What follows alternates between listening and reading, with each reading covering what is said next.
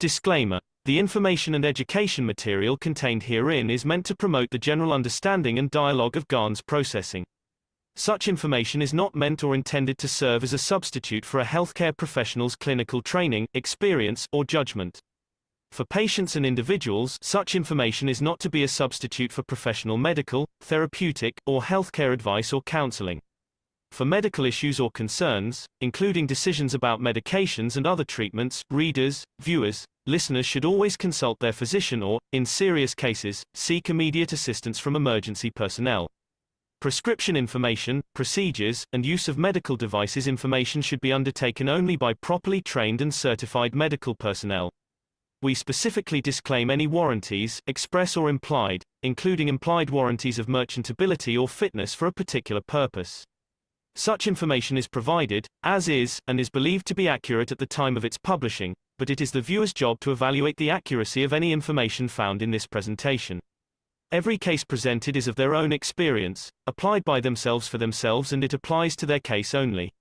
Every person experiencing health problems should seek professional medical advice and consult their course of treatment with a doctor.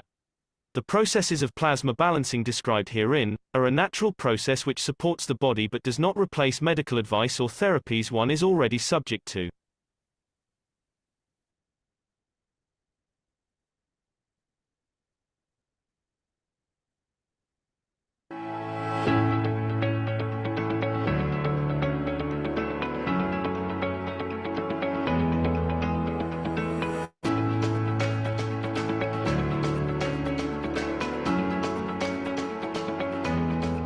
Could you advise us more about the comparison between the leaves of a vertical beam and the nano-coated plates? I presume you're talking about absorption of field. We talked about this many times before. The reason that we absorb or leaves or plants absorb energy from the environment, or they create absorption of the material from the ground, is we look at the leaves in a totally different way. In the reality, what they do, not in what we've been told by what we call the world of science today. If you have worked with the replication field cups, in the replication field cups, we put gases, we fill up the water, we transfer the energy in. The difference is with the replication cup of the leaf is this. This is a leaf. Or I'm doing it upside down. For some of you, you might not see it the right way. If this is a leaf itself is a container. If you look at it two-dimensional, with the difference that you have a nano layer on this side, and you have a different nano layer of slightly difference on the underneath side, which is on this side, the two sides of the leaf. What is in between, even so tiny, is literally what you see as water in this cup. The difference in the field strength of the phase 1 and phase 2 allows a specific field to be absorbed, which become the nourishment of the tree or the plant. It's the same with the root of a tree. Root of the tree, again, is that leaf. And the thickness in between, the liquid in between, creates a magnetic field difference that allows the food between the root and the tree to be pulled up the tree. There is a direct correlation between the leaf of a tree and its root. Here, if I go to the next page, you understand easier. When you have a tree and its branches and its roots, here we saw the leaf having phase 1 and 2 in a miniature scale.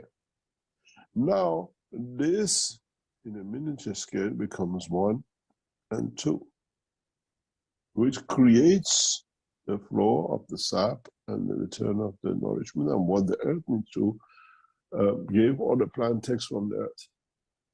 In a way, the border between the earth, the soil, and the air.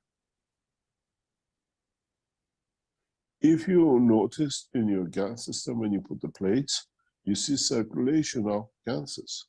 They are in motion. Many of you have seen this. Now, this creates the same motion, allowing the field to pull, to create the water, the nourishment from what we call the earth and the soil. A vertical being works on the 3 levels of the life of this planet. The gases, the water, and the soil, the way we do. We drink, we eat, and we take energy in our lungs. In our heartbeat system, we absorb all the circulation of the air which goes in it. We go the absorption of the what we call field of energy in our blood and the sustainability of the soul. The same thing happens in the movement of the sap in the body of the vertical plant. If you listen, if the knowledge of the man goes upward, even the plant has a heartbeat. Without that heartbeat, you can't push the sap up. You can't create the difference between the 2 levels of the leaves and the roots.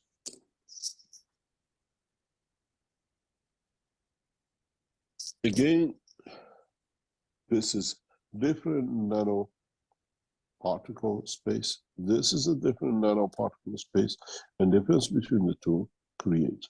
This space gap dictates if you get a herb, if you get a tree, if you get a bush. Look at the leaves, the shape of the leaves. It should give you very clear indication of the position of the life of the planet, where it is, what life cycle can survive and whatever. And this is one of the reasons plants cannot exist in other conditions in this planet or in the universe. The correlation between the leaf, gravitational magnetic field, and the root creates the puppet. So when you look at a leaf, look at it as a cup specific.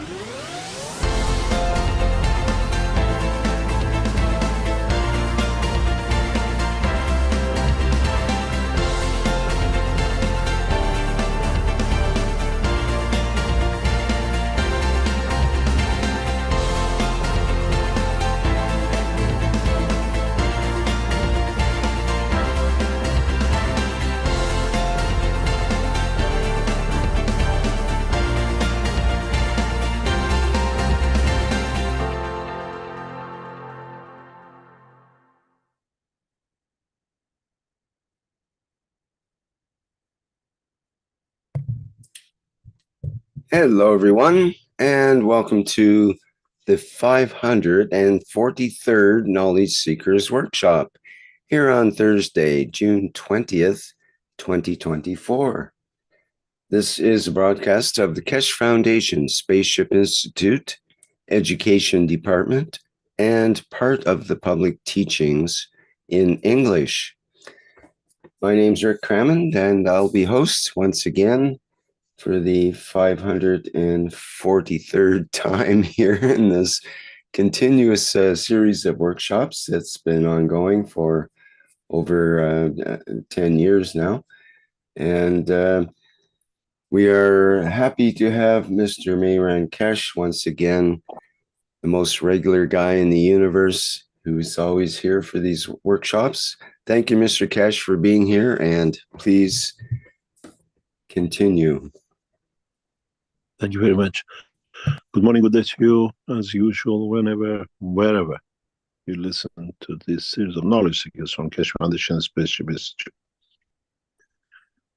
Today's knowledge sharing is much as the reality about the life of the man, that is what we call it daylight, is part of our life if we live within the structure of the solar system. We have a physical dimension in the solar system. But has or any of our scientists or knowledgeable people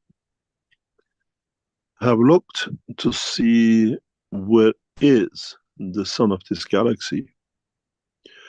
Or, as we always assume, we were told there is what we call a black hole in the center of every galaxy and universe. Does this entity shine lights on the rest of it, the way our star does in our solar system? And if it does, what color would that be? What light does it create? And as we said in the very first paper, when we opened this knowledge about the creation of black hole, that the black holes actually are the recycling system, and at the same time, when any matter goes in due to interaction of the fields, releases some lights, then it comes a question to ask: how and if and there is a light shining, that if we go out of the solar system, we'll see it. There are many moons and many planetary systems in this solar system, but somewhere when we look, or somehow when we rotate, we see the sun, we see the daylight, confirmation of its interaction with our system we call Earth. But does or would we be able to see the light in the center of our galaxy if we go outside the solar system? And what about if we actually, instead of looking into the universe, looking from outside the Milky Way, would we see light from the center of the universe?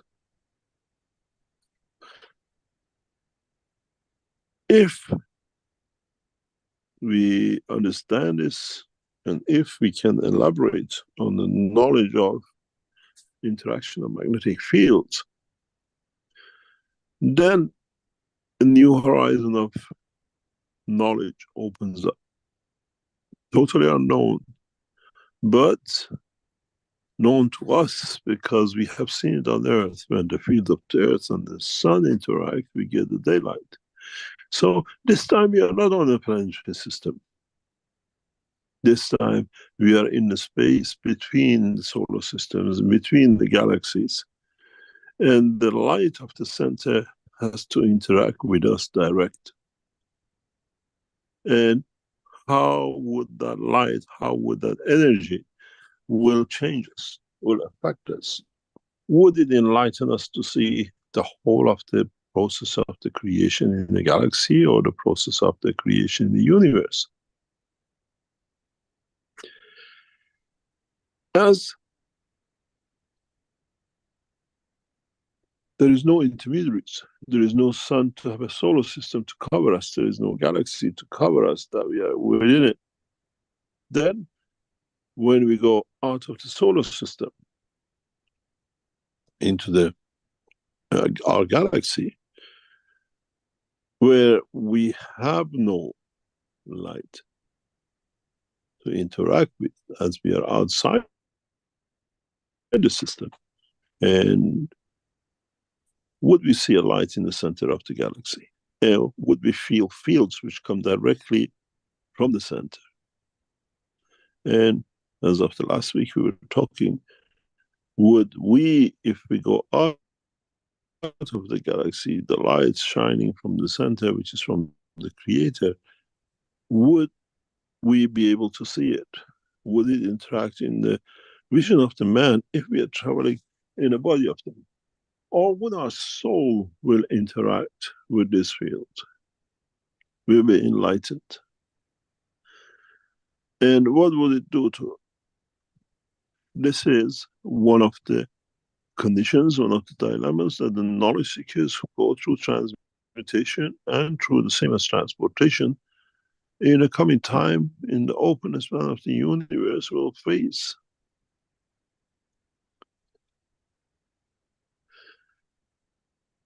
We consider the center of the universe as a black hole, but that black hole, by inheritance of its field, creates a light too. So is that the light of the creator? Because it comes from the center of our universe.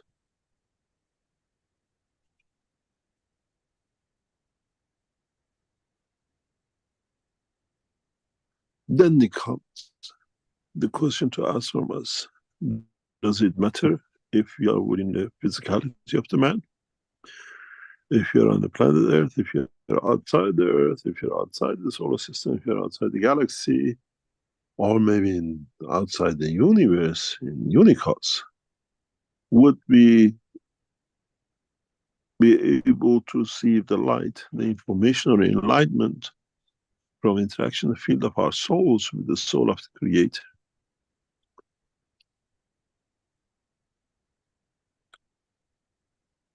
And what effect will have this on us as a knowledge, enlightenment, or whatever we call it?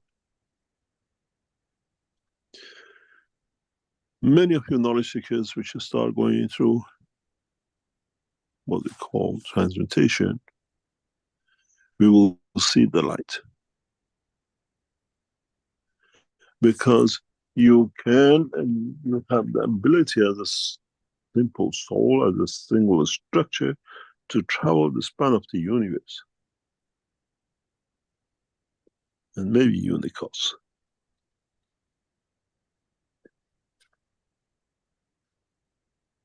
So in that process of transmutation as an energy, as a soul, you cannot be confined to the planet Earth. You cannot be confined to the solar system. Your soul is not confined to the span of this galaxy and the universe. Then what would you see?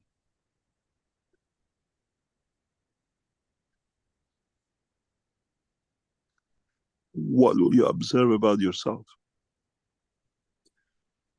And how would you see the enlightenment, the energy you receive directly from the source? The biggest question is, do you like what you see? Is this what you were expecting? Is this the process of totality? Rick, your microphone is open. And then going through the whole process, we have to understand the process of translating this field, transferring this field. Would this field to us be normal, but enlightenment to another?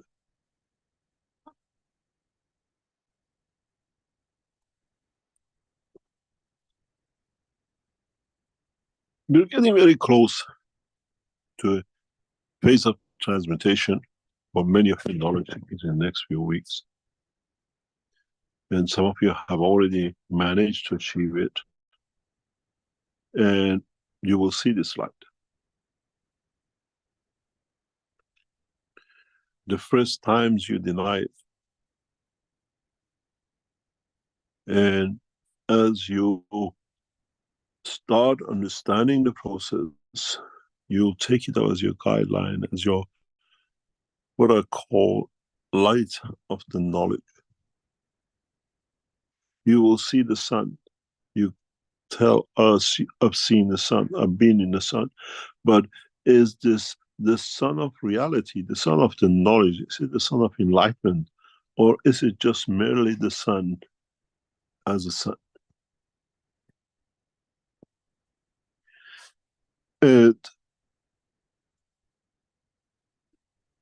Through this interaction, are you lit up or are you enlightened?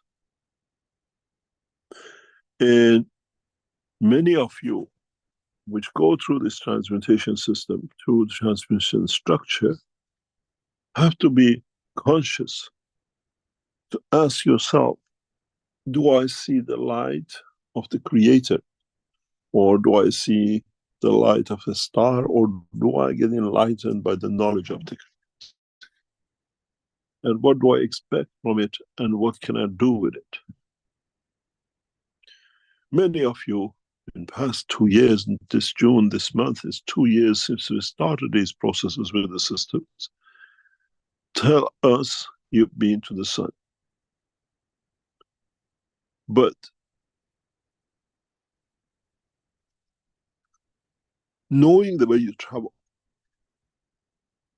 does the sun, the light you see as the sun, is it the light of enlightenment? Or is it just the light in the physical matter?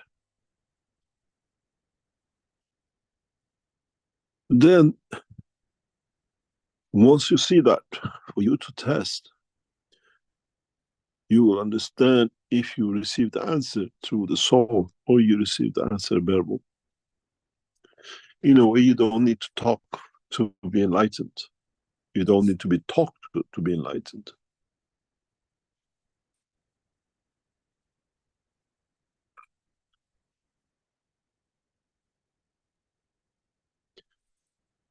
In the next 24 hours, many of you will go through the same process again.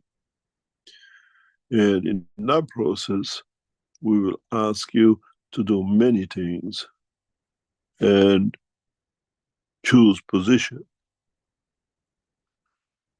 in respect to what you consider is physical and something you consider is in my thoughts.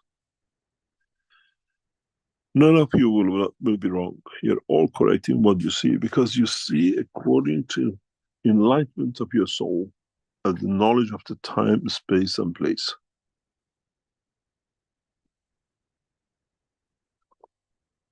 In a way, the light you see, you don't look at the light as the light of the sun. You have to ask for the light of enlightenment. Means you can ask in that moment what you want, because you see the true light. And if you receive that light, if you understand that light, if you can communicate with that light, you will get what you need. You will get what will serve you. It's not that I want a pot of gold and you're given a gold. I want to speak such a language. I want to understand a new emotion. I want to understand more about transmutation.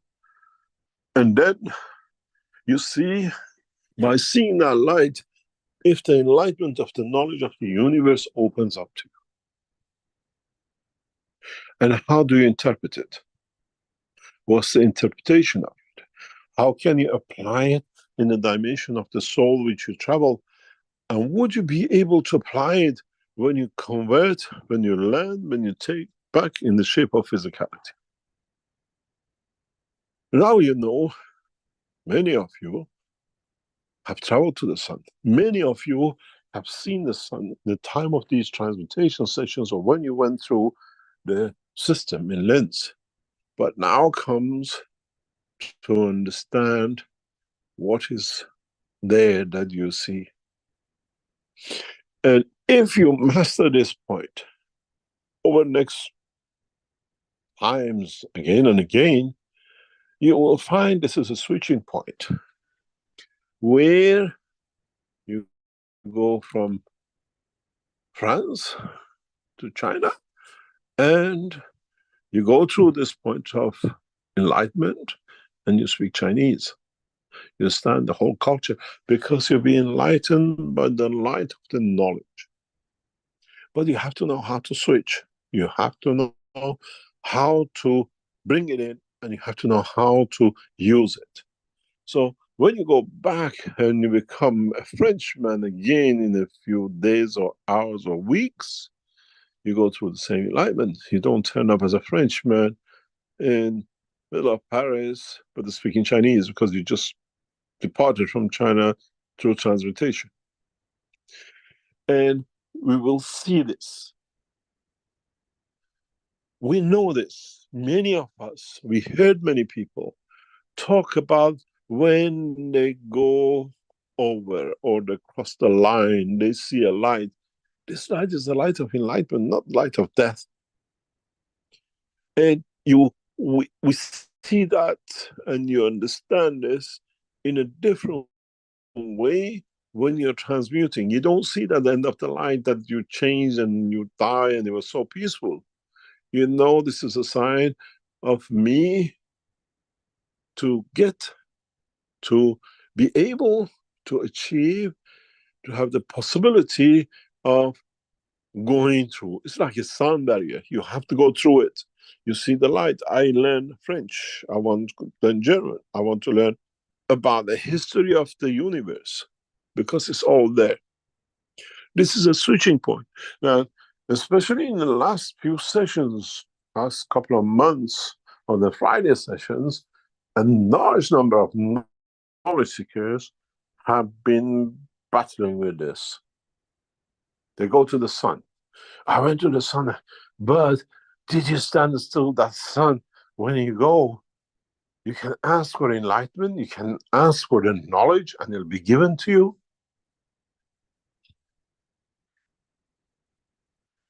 I went to the moon, played with the sand. I went to see my uncle. That's all in the dimension of the soul. But when you wish, when you go through that point of enlightenment, when you see that sun, it's not the sun as what's on the earth you're used to. That's the sun of knowledge. That's the enlightenment. This is the barrier you break. But as you don't know what you do, you are not aware of it. Oh, I went in the center of the sunlight. But did you ask to learn the language of the man, the entity which lives within that sun? Could be any planetary system, could be anywhere in the universe, and you will understand that you understand the language and maybe understand the culture, and strong enough, be able or do translate it to and communicate with them in their language. And as you're still connected your physical dimension of soul of physicality, you still hear and feel the emotion as you were in a physical matter. This switching, this light, this enlightenment, the sun you go to, you have to get used to what it means. It means you're going through that barrier. It means you have received the gift, the beauty of the creation, that how you can go to somewhere else. As I said, in the world of the physics of today, we call it the sound barrier, and it breaks and we hear it, we see the cloud. But in the term of the speed of the light of the soul of the man with the light of the creation, you still see that light. It's usually goldish color. And if you become used to, at that point, you elevate your soul, you raise the knowledge, you enlighten yourself that this is a switching point. What do I want to know? And what of it I want to take back with me in my dimension of physicality? Not just the memory of seeing the sun, but remembering I speak in humans' thoughts, but the voice comes out different, and these different things in the universe understand me. And they still go gibberish to me, but I understand translation of it back to me in the language of the man. And to what extent, you knowledge seekers, in the coming time when you go through this enlightenment, how many of you learn to ask for? How many of you learn to be with? How many of you will come out of it enlightened with your knowledge of the creation? Not just seeing the uncle, the dad, the mom, and two donkeys down the hill grazing on the grass. This is what many of you knowledge seekers, in the coming weeks, in the coming time, as we go through this, what we call enlightenment sessions of transmutation, you come across. Those of you who go on through it tomorrow, and those of you who go through it in the following months, you'll become very used to it. And you come back, maybe you talk to a partner, this is what it means in Chinese, where you never spoken a word of Chinese.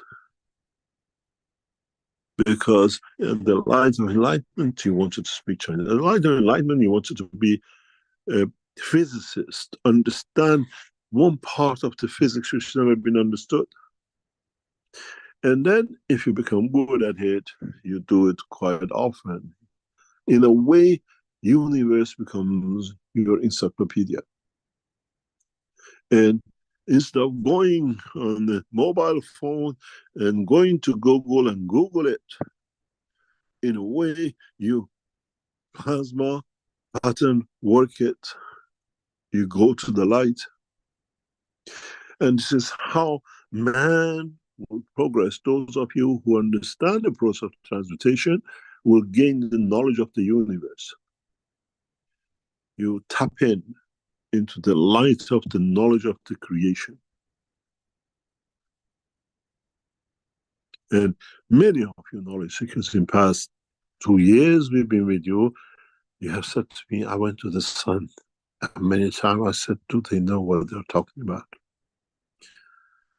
Do they know they've been touched with the light of the creation?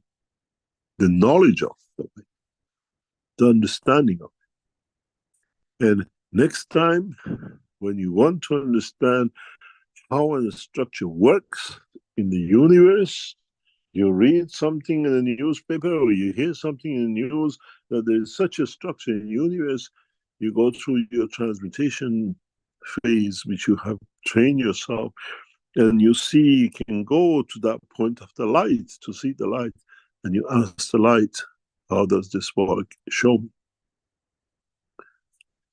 And then you start learning how to use the vast knowledge of the universe and universe to be at your fingertip. Don't need to read imaginary knowledge of the man, which is all fake, but you learn from the knowledge of the creation. You become observer. And so many of you which join us in these sessions, and many of you will go through transmutation in years and years to come. You learn about the light. You learn about the enlightenment. You learn about, it's not just I can go there and I sleep, or I go and go to the moon. Is to learn how to behave, that you become servant to those who need to learn, and not arrogant that I can do and become again going backwards. Many of you will come to do this, and many of you will come to understand this. In tomorrow's session, we ask all the participants to come in with 2 headphones, and possibly connected to 1 mobile phone, or with 2 headphones connected to 2 mobile phones. And we tell you how to connect it, and then we try to take you through this that through emotion you can understand the work of the enlightenment. That you don't need to talk, but you transfer the emotion, the point that you're aware of the emotion, and that emotion being aware of and taking yourself to the dimension of understanding the energies of the universe, you can go through transmutation.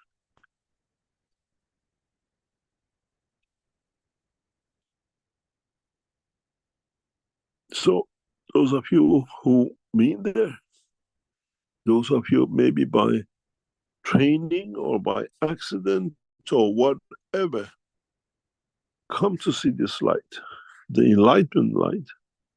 Just don't call it and don't consider it to be the sun you're used to and going inside it.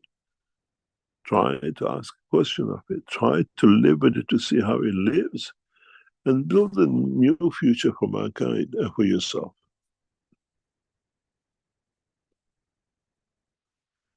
The ability to comprehend is far, far more harder and harsher than anything else.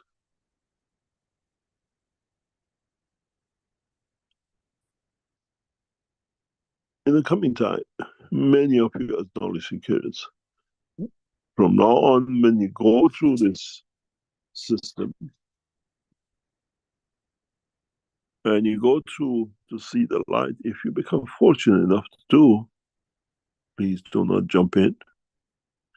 Understand how to interact with it, that the light brings you enlightenment direct, not waiting for a day or two, see what else comes back.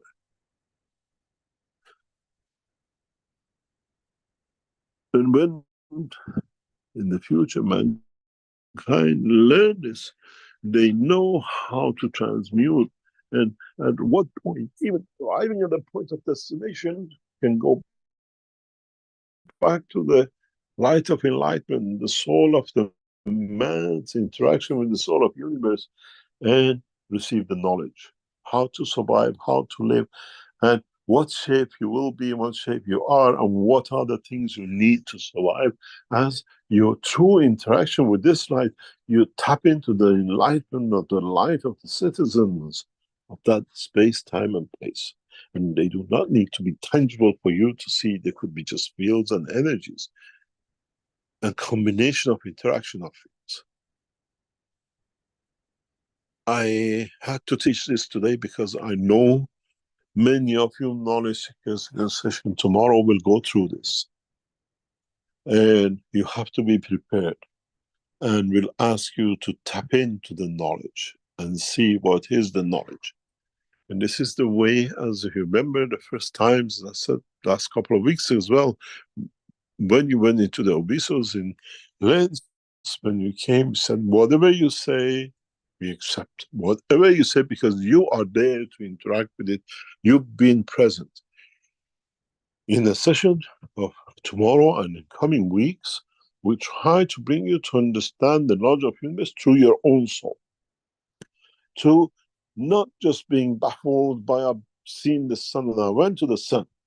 That sun is the sun of knowledge. How can I click to it? How can I touch it? That I receive the knowledge of creation in what I want to do. And one key thing is never ask for all. That's the time when you receive none. Always be humble, that you can receive. Always be obedient, that you can be followed. And always follow the ethos of Mitra. Never use the knowledge to harm, and you understand the knowledge of creation will be open to you beyond imagination. So when you see the sun next time, ask yourself two questions. Is this the sun to me as a physical dimension of my life? Or is this the sun to me as the knowledge of the creation to my soul? Do I see it with the eye of the man, or do I see it to the understanding of the enlightenment of my soul? And then, if you can interact these two emotions, you will be fit to become the traveler of the universe, because you know how to survive. The very first time you do it is frightening, very frightening in a way unbelievable. Some people will get scared. I did, and it happened, but I couldn't handle it. And gradually you get used to it. As I said, it becomes your Google map. It becomes your sun. It becomes your life map. It becomes the way you travel the span of the universe. As I said, in the session of July, August, September, we take a small groups to especially deliberately to elaborate and expand this point for you how to tap. You land here. As I always said, when we took off, we have the taking off. The question was, so what's next? What are we going to do when we go on the moon? You go, you learn to transmute. When you get there to a new dimension, how am I going to speak the language? How am I going to live in this environment? What do I need to bring forth in my soul that interaction with the environment of the place leads to manifestation of my physicality in a correct way and a safe way? And then you understand how to transmit. Then you understand what is the purpose of all these, what we call sessions we put for you to slowly come in. Because a number of you knowledge seekers have seen the sun, and you are still in the process of being a man. You went in it, didn't ask a question from it. You did not manifest your desire to receive that the knowledge opens to you. You ask, you'll not be given. Be humble to receive, you'll be receiving. And then you understand how mankind will change in the future, and how transmutation and physical transfer will become a joint venture for man in every dimension of creation. Because then you recognize, I have transmuted, I transferred, this was the light, I asked for the light of the knowledge to stay on this planet.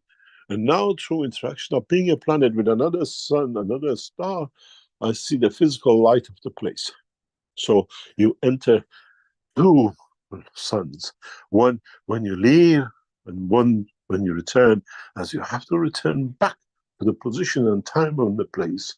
As this time, as usual, you buy a return ticket, but sometimes some of us buys the extra ticket in the middle. I'm going to New York, I better go and see Dallas too, and then come back to New York to come back home. Then you see, then you understand how the game is played, how we had to take you step by step to understand the knowledge, how so many of you had to see the sun to understand it, that now by seeing it, you can communicate with it, you can be enlightened by it, and then through that enlightenment, take manifestation of physicality. In a way, it's the ticket to the universe. It's the ticket to travel the span of universe through the soul of the man, and not with the aircraft, UFOs, and all the taboo man is got used to and doing it. It's not a rocket science. It's the science of how the universe works. And up to now, you always looked at the sun as the light. Now you have to look at that sun in a dimension of interaction with your soul is the light of the sun of enlightenment. And you have to know how to handle it. And then if you know, you get used to it, then you can become true citizens of the universe, because you can go to it, transfer through it, manifest through it, live through it, and return back from it to it. I hope your knowledge seekers understand what is there, and I hope many of you will achieve this tomorrow. Many of you will achieve to be able to control it in the next few months as it comes, and we bring it to the point that many of you can concentrate. We go for a break, we come back, and we try to talk a little bit more deeper in this and others, and hopefully be able to answer some of your questions. Rick, would you like to take us for a break? Okay, very good. Thank you, Mr. Keshe.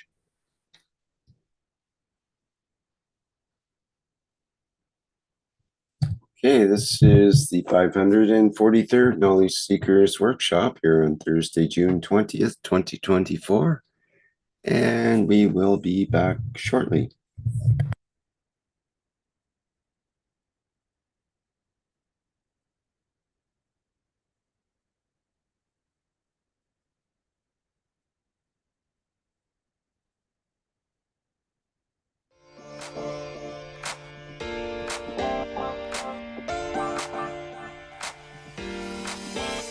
The new Horizontal Enhancement Spaceship Unit.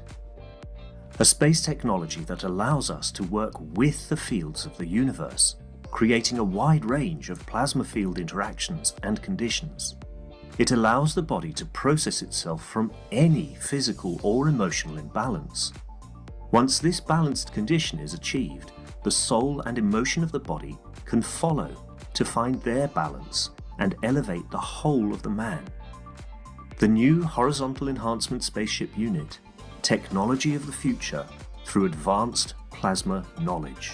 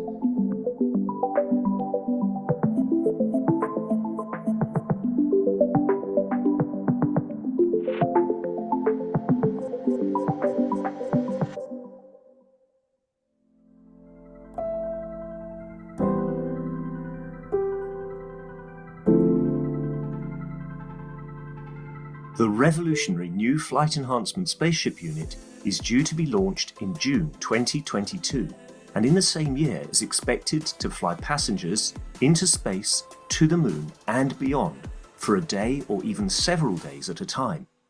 There is no need for the Flight Enhancement Spaceship Unit to carry food or medicine, as it is equipped with the latest space technology for transportation, transmutation and deep space operation.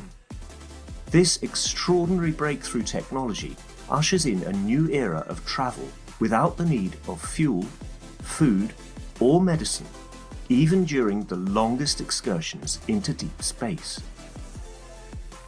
Each spaceship unit has a 4-passenger capacity for long or short duration flights and has the capability to travel between cities on Earth in a matter of seconds to minutes, depending on the distance and speed.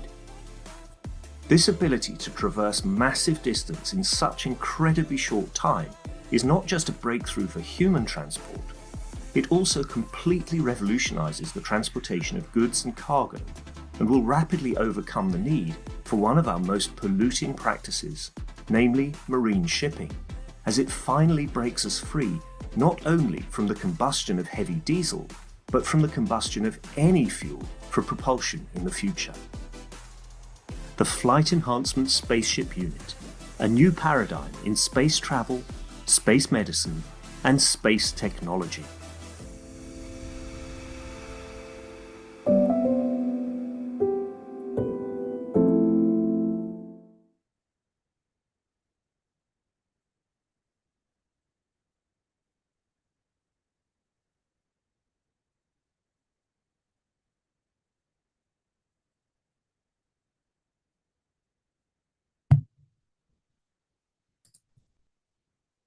Okay, we're back again here at the 543rd Knowledge Seekers Workshop.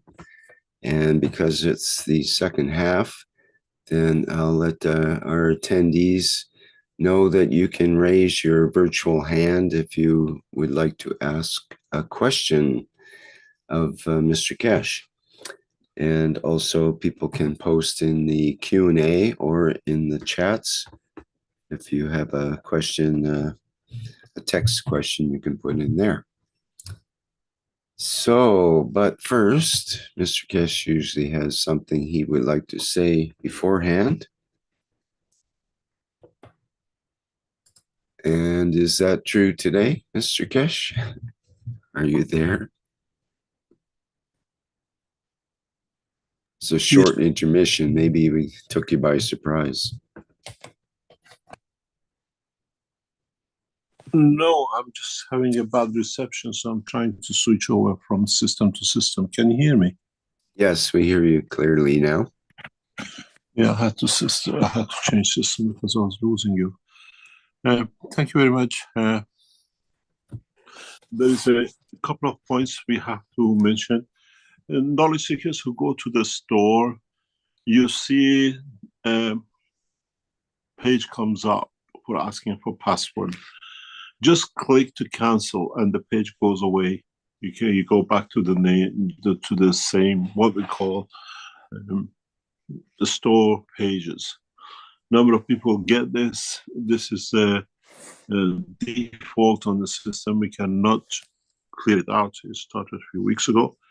So when you go on the store, if you see asking for a what you call password, just click on it and it disappears and you can carry on. The other point is regarding the conference in Iran.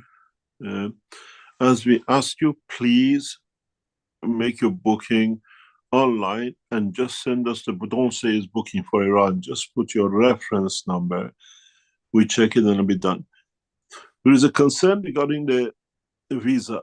Once you fill in the forms, we organize through our people in Iran the time and invitation when we get your details for you go to them. So you don't need to do anything. We do everything with Iran Foreign Office and everything else. We do most of the work for you. Those who come from America and Canada, you have to submit and complete your form by end of this month, 100%, because the North American citizens take a slightly longer to get the visa sorted out than the rest of the world, and we know the reason.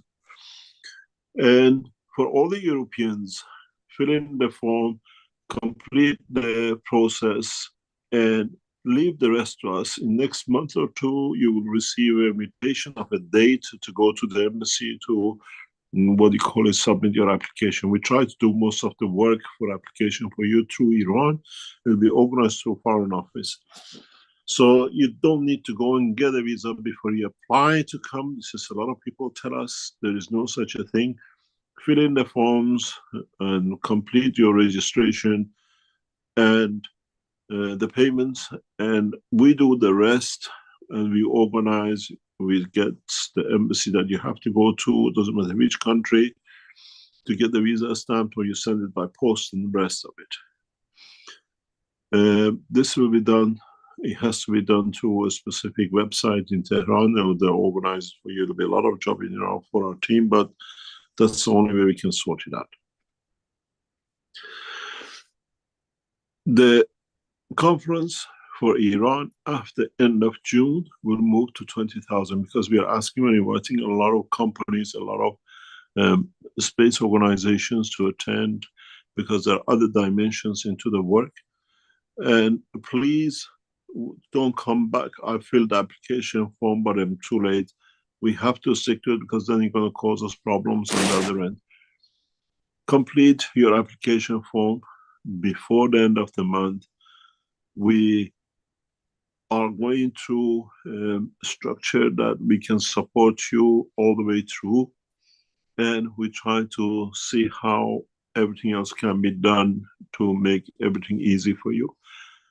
When you make the payment, don't put for Iran conference, just put the reference number, and that's important.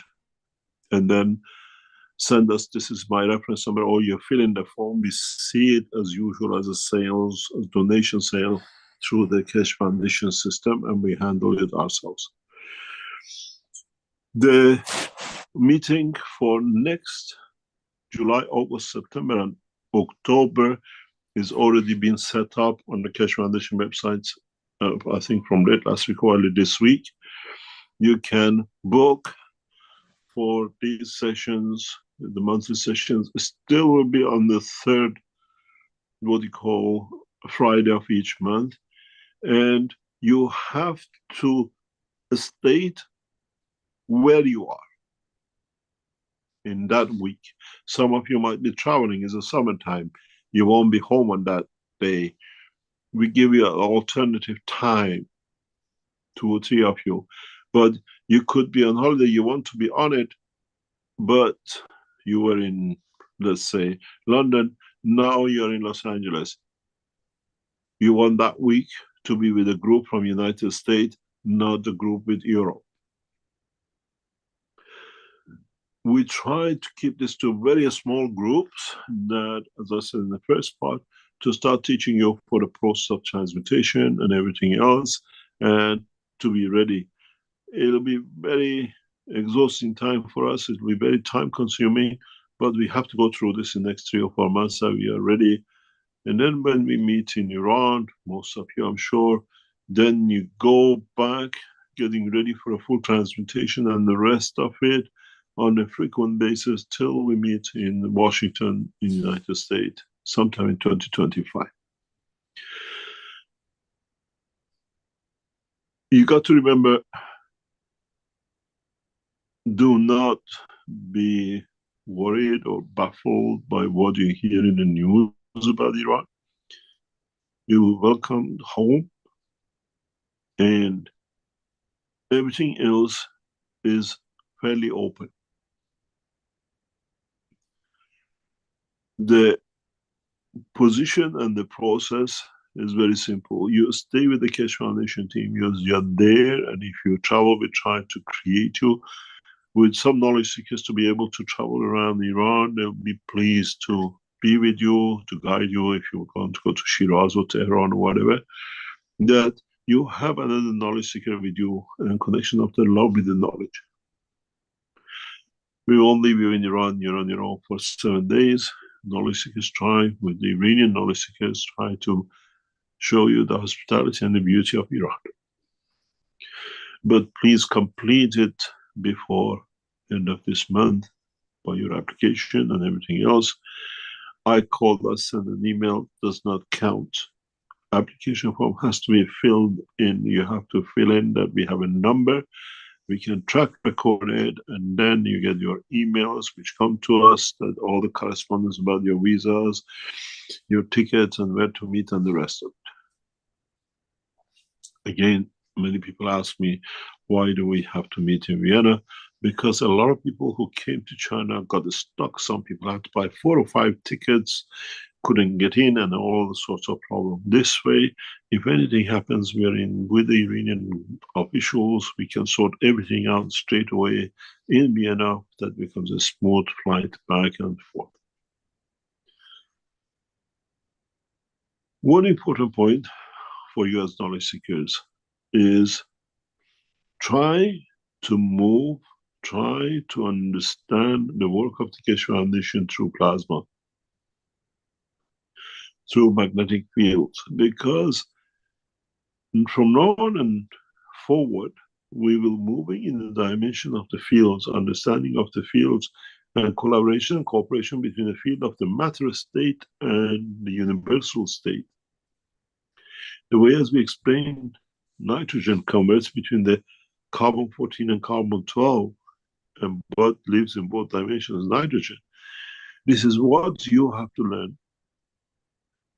This is how you collaborate in understanding of your physical life and the life of the energy within you. And it's important for us that we bring you to that point. Try to walk away from these ganses we showed you because we wanted to show matter has energy. But a lot of you have got stuck with it. Move on, move forward, and then it becomes very easy to transmute and transfer and the rest. Any question? Yes, indeed. We have lots of questions here. Let's start off with, we have a hand up with Sandro. Sandro, would you like to go ahead, please? Does he need translation?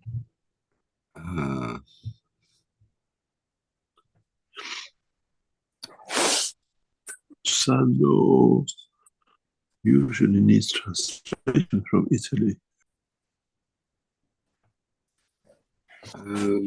Okay, then. Is anybody from the community that can translate for him? Or does he have Stefania, but she's on translation duty on the background, so she has to get off of that in order to translate for him. Well, is there any? If there's somebody else that can translate to Italian, or to back and forth English and Italian, put your hand up, and then we can recognize you. Oh, he says, excuse me, this is an error. It's an inadvertent hand. Okay. Okay. Okay, back to our Q&A here. Let's start off with a question from Pamela from the Brazilian community. Says, Mr. Keshe, good morning. In the last teaching, you said that, quote, the behavior doesn't come from emotions. It comes from the interaction of the physical dimension and the field interactions within the structure of the soul of the man. Unquote. If possible, could you expand on this, please? Thank you.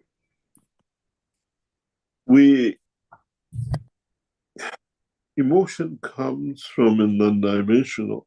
Behavior comes from the dimension, which means how we react physically or we move physically in respect to the soul of the physicality. And this soul of physicality is a collection of fields of the whole, all parts of the man, the lung, the liver, the kidney, but we show our behavior with kicking, with shouting. It's not that the heart kicks, it's not that the, what do you call it, the lung kicks, but the physically that body behavior shows itself. We shout, we do whatever. Emotionally, we cry. Emotionally, we shiver. Emotionally, we laugh. When we interact our emotion with behavior, with the physical, soul of physicality, then we get a kick. We translate it into a dimension of physical manifestation in a different form than the emotion. Emotion comes from interaction of the soul of the man and the soul of physicality. Behavior comes from the soul of physicality and the physicality of the man.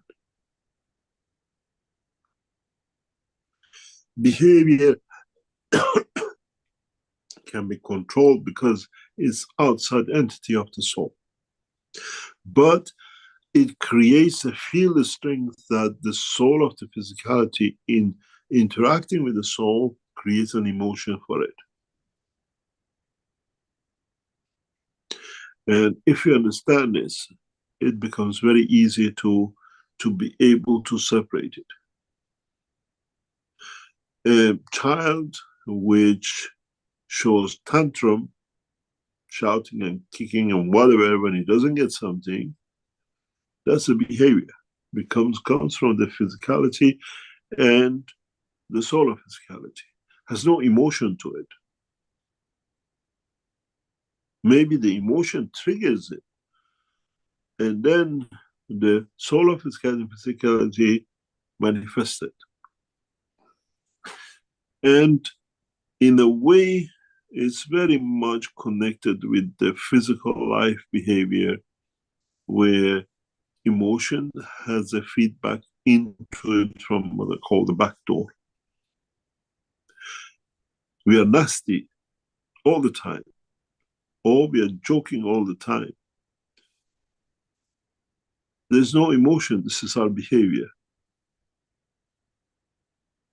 But sometimes nastiness satisfies certain emotion, because now it transfers back into the soul of physicality, which soul of physicality interacts with the soul and manifests itself in emotion of it. It's as simple as that. And it's very much like ADHD. ADHD is a behavior, has no emotion behind it except control. Kingship is a behavior, has no emotion behind it.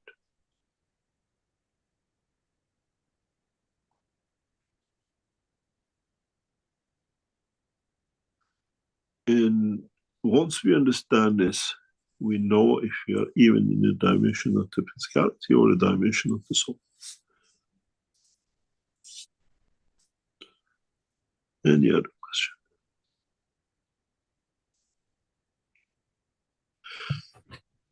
Okay, thank you. See, we have in YouTube from Peng Peter. To what extent do you see transportation changing the way people view space traveling? And could these changes potentially lead to... Can you repeat? I got you in pieces. Okay. From Peng Peter in YouTube. To what extent do you see transportation changing the way people view space traveling? And could these changes potentially lead to permanent peace deals with nations? I was in a meeting in past few days, a number of meetings, and this is very prominent, and I'm sure in the next few weeks will become more prominent in our work, that transportation, the way we know it, has no choice, no other way but to be revolutionized with the new technology. The reason for it is the technology advancement is so rapid and is so mature, and we are pushing it to its limit for its other type of manifestation in Tehran, in Iran conference. You have to understand, we released the knowledge to the Iranian people, whatever you call it, scientists, for them in 2008. The same as we did with the USB stick, we gave it to government press. In Isfahan, we showed to public for the first time the principle of the motion without what we call wheels. As I always said, man in the universe knows as a four-wheeler, is the wheeler nation, what do you call it, race. Because we never understood the process of the motion and emotion in the universe, as I spoke last week about it.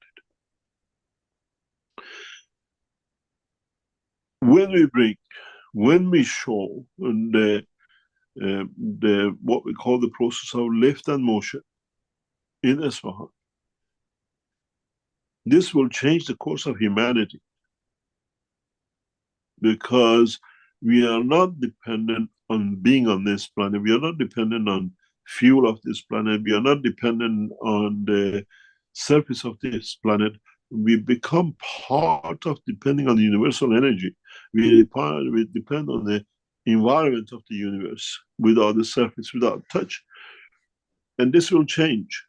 As I said in one of my meetings very, very recently, the problem to bring transportation, doesn't matter, a car, a container, a ship, to the, let's say, few minutes, where it takes weeks and months with the new technology, It's not that the technology is not here. We're showing the technology to force this matter. It's how the government accept this point. At the moment, you travel more or less from Gibraltar to Poland, Romania. You have no borders. You go through Spain, you go through France, you go through Germany, you go through Italy, you go to number of border countries, you go to Austria and you go to Czech Republic. There is no border. We have accepted normality that there's everything is the same. Now, with this position, with this technology, there is no roadmap. You don't need a road to go through customs. You can go, there is no barbed wire. Even the old way of Berlin blockage, which was mines on the floor and everything else, doesn't work anymore because you're flying over it. So our biggest problem is how governments will start governing, handling this. How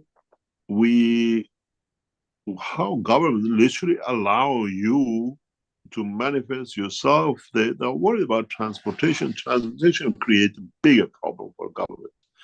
And we go back to one nation structure, because then everybody, you have a birthplace card and the planet is your oyster. Wherever you want to go. And this has limitation through the wealth, people who are trying to protect their wealth and their properties, where property has no value. Why should I pay 10 million for apartment in the middle of London, where I can have the most beautiful scenery on the coast of God knows an island, and come to London in 5 minutes and do my job and go?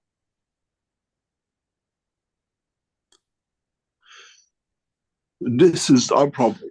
How the governments from end of this year will start responding. We have to still complete for our knowledge seekers to understand the other parts of transportation and transmutation. That we can show the way we brought the system to London and we put it on the panel above, we could see how masses were changing. Now in Tehran conference, the whole system is changing. In conference, let me explain something to you. There's a possibility, I keep on going Isfahan or Tehran. We will have 2 presentations in Iran. In Isfahan is for the knowledge seekers and citizens of Iran. Most probably we have a second conference after the Isfahan conference in Tehran for the world governments, with the invitation of Iranian government to attend. This is why I keep on thinking or talking about Tehran. There's a possibility that for security reasons, we separate the Iranian scientists and the world, what we call political world, from the knowledge seekers in Isfahan and another part, maybe in Tehran, the following week.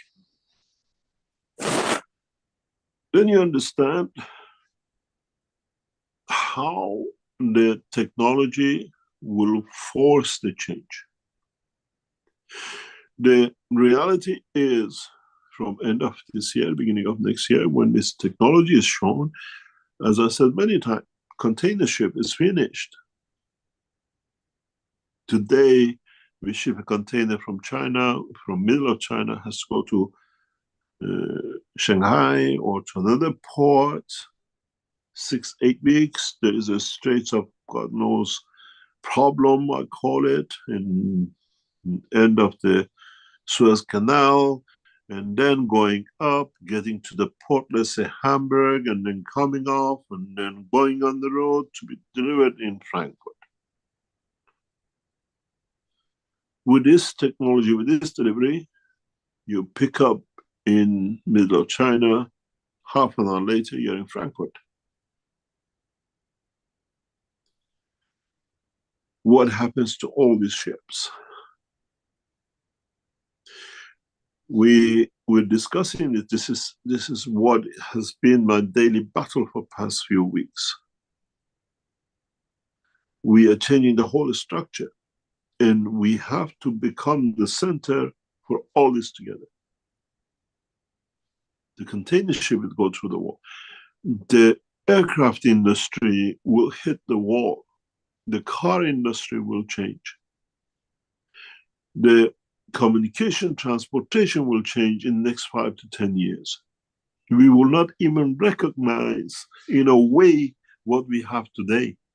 So this needs to bring a new political situation around the world. What currency do we accept? Or do we go back to the time when we traveled in Europe? We went from France, we had one pocket full of French franc, and then you go to Germany, you have German mark, and then you go to London, you have pounds, and you had 10 different pockets for different currencies. Or we go back to cash coin and one coin acceptable worldwide. Does not matter where you are. There is no BRICS, there is no common market, there is no dollar. A coin which you can cash anywhere. Value the same for all citizens of this planet.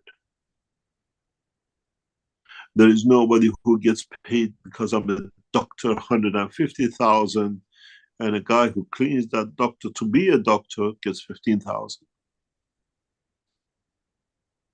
Value according to what we bring to the others to enjoy life. First few weeks, first few years will be mayhem, but then it settles. That's obvious. I'm sure our leaders and people who like to feel important, they'll find a way to make it white club only and God knows what we had centuries ago. But that will not wash. Then we see at the same time we have given you key to the travel by soul, which means you can forget about this, and then you can go in the brain of a president, sit in there and do whatever you like with his brain, if you know how to get in there. So the problem is not the transportation. 2024 will change, will bring an end to this dilemma. The biggest dilemma starts when the shipping lines, hundreds of years, we relied on ships. For past decades, we relied on aircrafts. For a little bit longer, we relied on cars and fuels and the rest of it. A lot of things will change. And governments, very rapidly, through the action of what we do in Isfahan, have to change very rapidly. The cat is out of the bag. And I have made sure if anything happens to me before Isfahan conference that we cannot show, a number of places will show simultaneously this technology, which means it cannot be shelved. Killing me, blocking the technology will not happen. It will become worse, it will become more rapid. We load up programs that instantaneously we release, show you exactly needs to be done by all of you to bring a peaceful planet with development of the new technologies. So, conference in Isfahan will be a cornerstone for this, especially end of borders. The Persian Empire covered more land than any empire in the life of man. This has become humanity empire. We all live across the same planet, the same way, equal. And Isfahan conference will show this. Systems has to be revised. It'll take maybe 5 years for aircraft industry to replace enough material, and systems are built to replace the present system. Many people don't like to fly. Many people don't like to be in a hovering car. They like to be in the box and sit on the ground and change gearbox. We will still have that. But the new generation the ones below 40, 45, especially the ones below 30 and worse below 25, will take into the skies. They will test everything with this technology. They'll come up with new ways. Hopping and jumping, words will have no more meaning.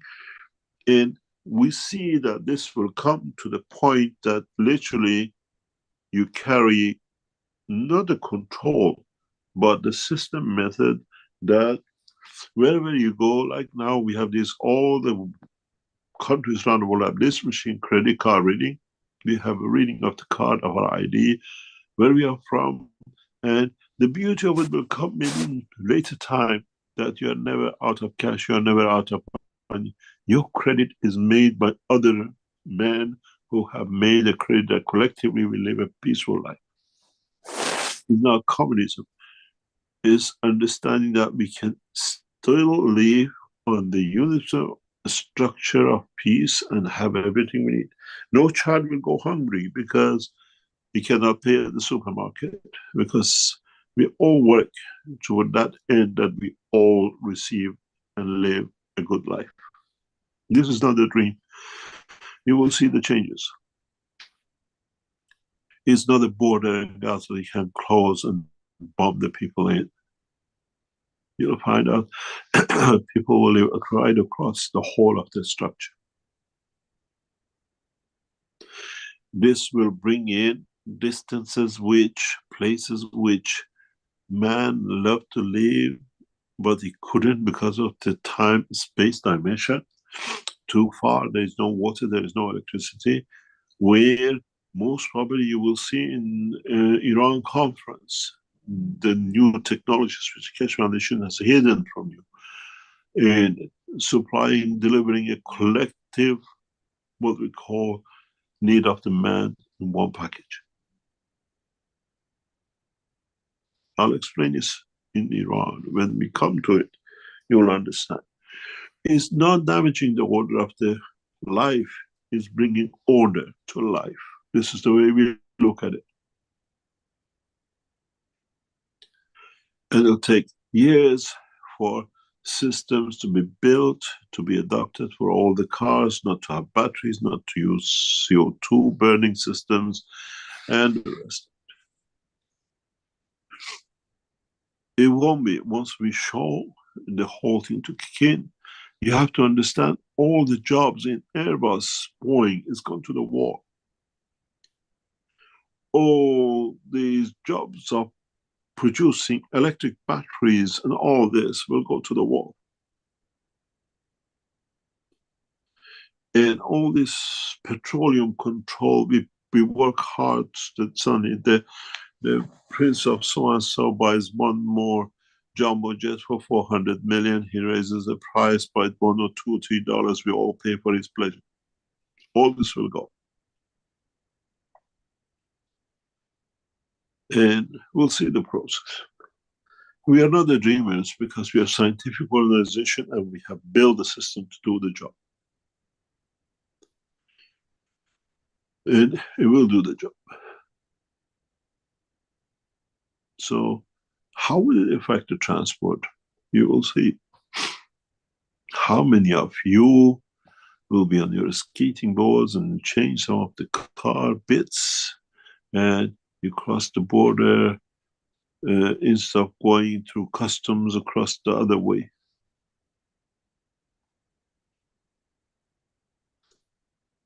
There's always a backdoor to everything.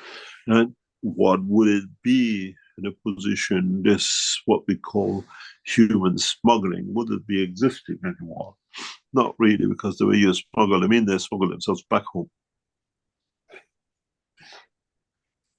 And the life will be different. It takes about maybe 10, 20 years to balance itself out, but the evolution of science and technology, being in public in Isfahan, will change every one of our lives, because it's not a screwdriver.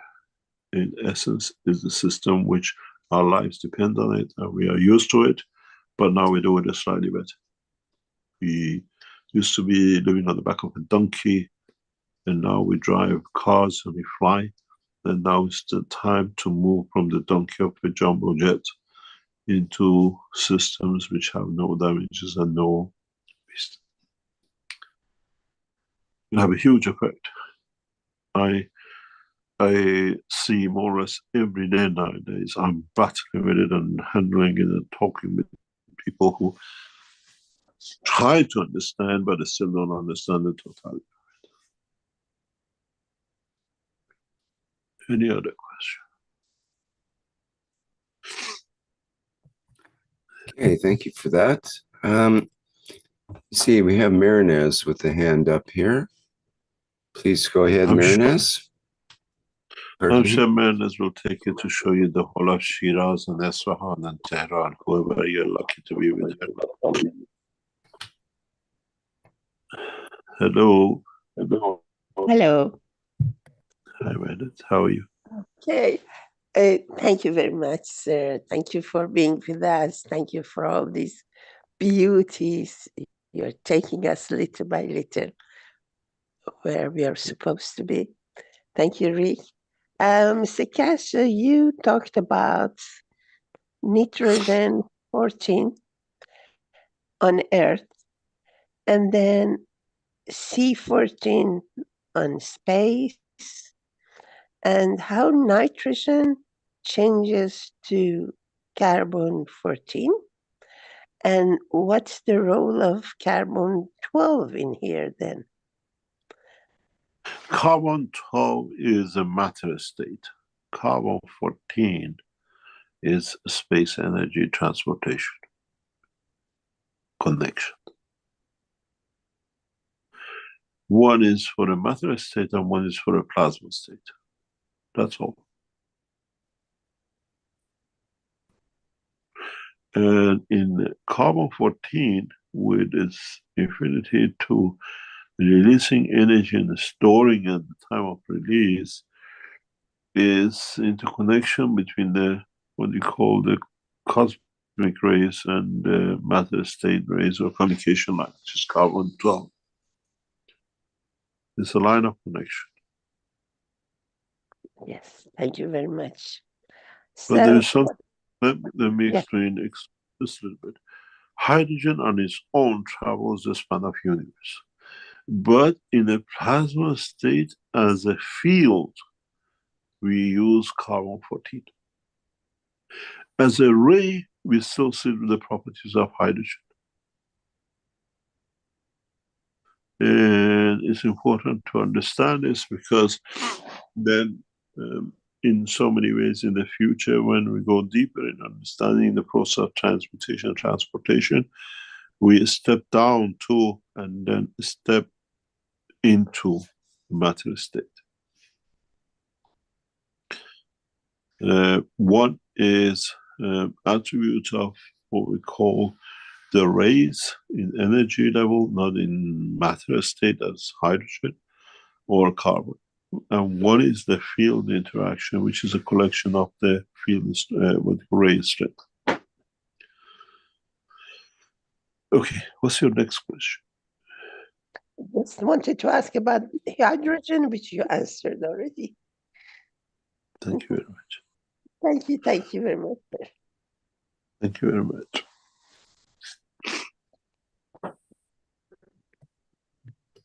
Any other question? Okay, speaking about hydrogen, we have a question from Claudia.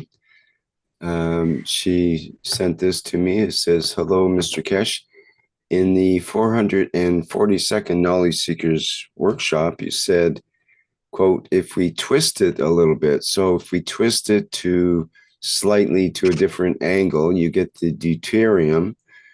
Or is this deuterium, this becomes your, what we call the hydrogen?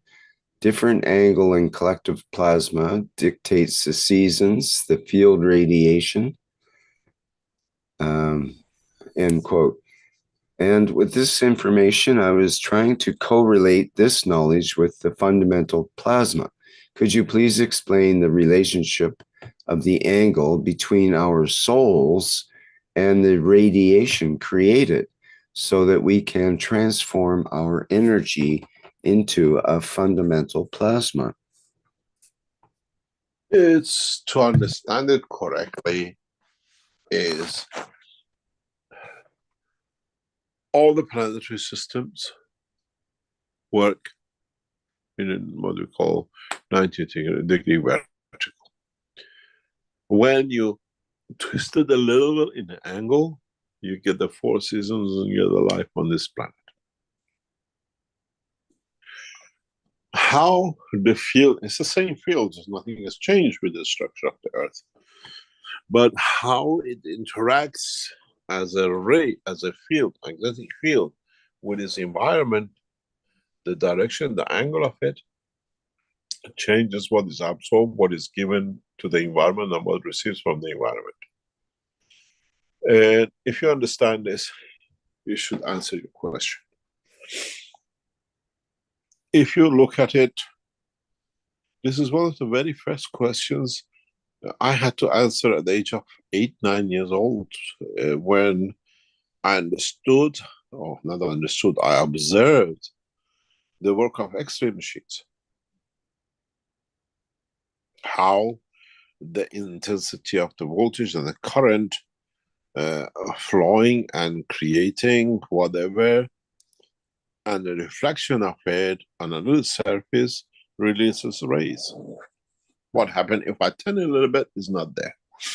I had this discussion with my dad, and that's what's part of the beginning of this commotion with the knowledge of the nuclear and my education. That how come this angle of this plate gives me this? What about if I do that? If I change it? And his argument was, it has to be fixed, otherwise you won't get it.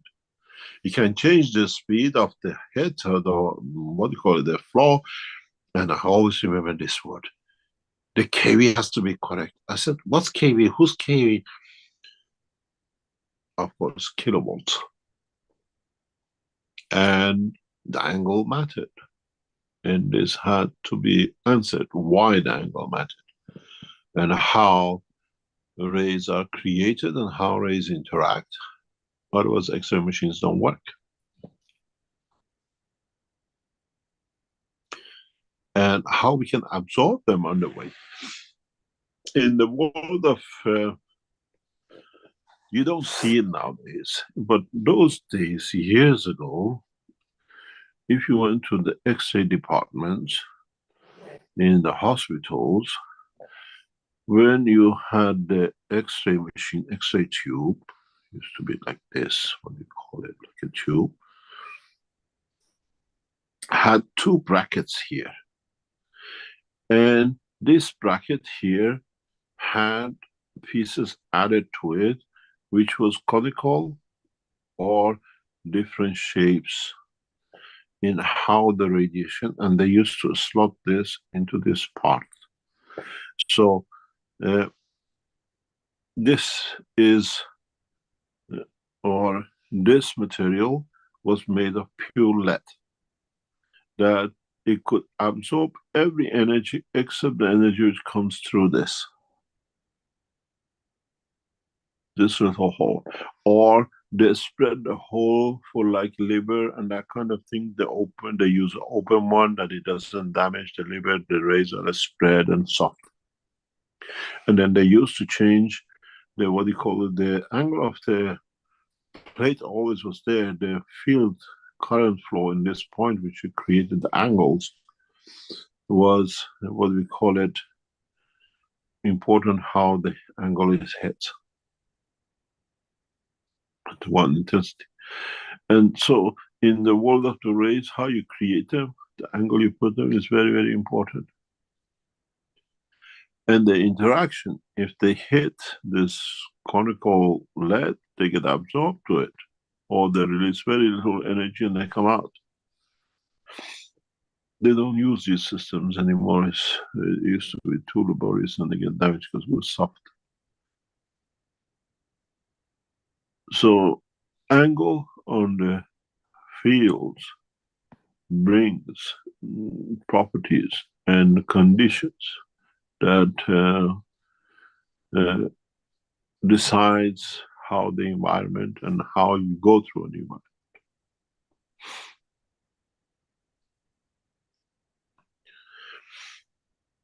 We have this in nuclear industry in a different form. We call it reflectors, where we take the neutron rods, what we call fuel rods, and then we put reflectors and put absorbers in every structure behind it, how we can reflect the neutrons back in an angle, even as particles, as alphabet.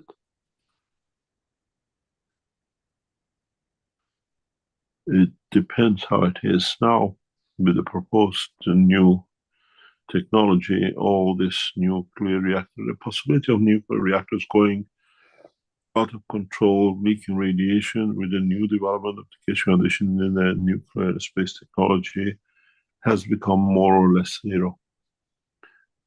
We will unravel this technology into what we call IEA very soon, in the coming months.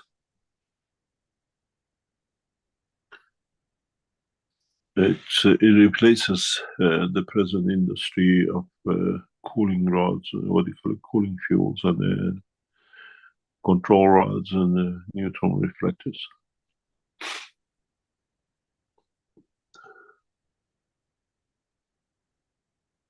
Any other question?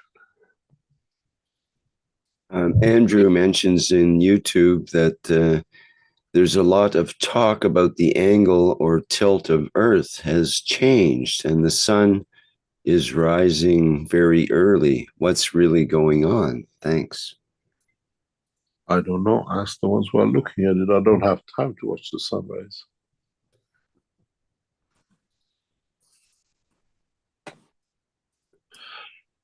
Okay. Earth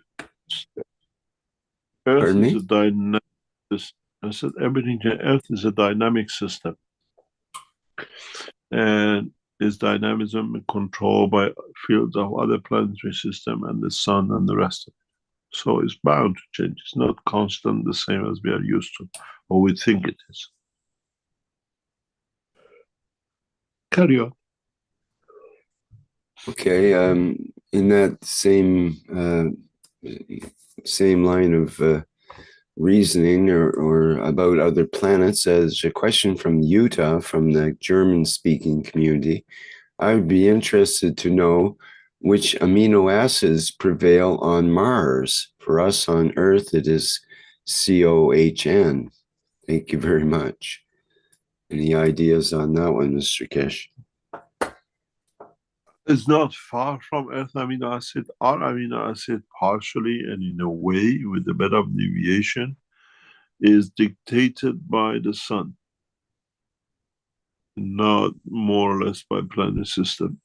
But most of it, life in another form of shape, always exists in all the planetary system, on the moons of them and the rest. We are in the same pot. Deviation cannot be much. Outside solar system, yes. Inside solar system, we all have a common denominator, energy field of the sun, and so our amino acid, in one way or another, has a common denominator, and that's why transmutation is very easy on this planet, on this solar system. Different strengths of the same, isotopes of the same, and the rest of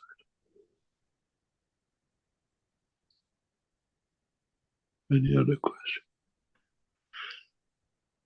Okay, we have another hand up from the Iranian sector with Azar. Go ahead, Azar, please. Good morning, Mr. Keshe. Good morning, everyone. I have a few questions. Some of them is from the knowledge person speaking. A few is mine. I try to make it in 2 weeks, not all of them in 1 week, so I don't want to take much of your time. The first question is, I go back to the same emotional part of the brain. that is smaller than a walnut. Is a little bit unclear about it. You said again that this emotional part, whatever emotion it is, from say beating or kissing or anything else, this emotional part, if it needs anything, even if it's at the edge of the universe, it makes sure to go and get it. And if you take this part of the brain and put it anywhere in the universe, it would function without your physicality. So is this emotional part independent of the soul of the man? It's a part connected to. The soul of physicality cannot change. It's fixed by the physical structure of the man. The soul of the man has different dimensions in the strength. And in that process can show itself in interaction with the soul of man, not necessarily within the structure of physical body of the man. Not necessarily. So it's about the soul of the man. It's not about the part of the brain, because the part of the brain is useless without the soul. But that strength of the soul, with that the strength of the soul of physicality dictates a position about the emotion in that particular position of the skull of the man and what you call the brain of the man. You can still take the piece of the part of the brain which is connected to the emotions, cut it out. You still have that, but in a different strength. You cannot destroy it. The field is created, the dimension is taken shape. Okay, a question about someone was asking when we have say the soul doesn't have any gender, like it's not a male or female. Why is it that in people who have 2 or 3 souls in them, schizophrenia, people, one comes as a female, one comes as a male? What decides on that? It's all to do with inside operation field strength of the soul itself.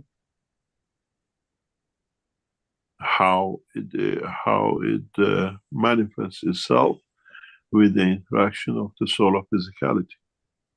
If you look, very interesting, if you observe, I'm sure you have observed, many of you, those who are supposedly to be men, supposedly to be homosexual, they call it, or transvestite, or women who are supposed to be men, without being schizophrenic, the body language, the body behavior is different.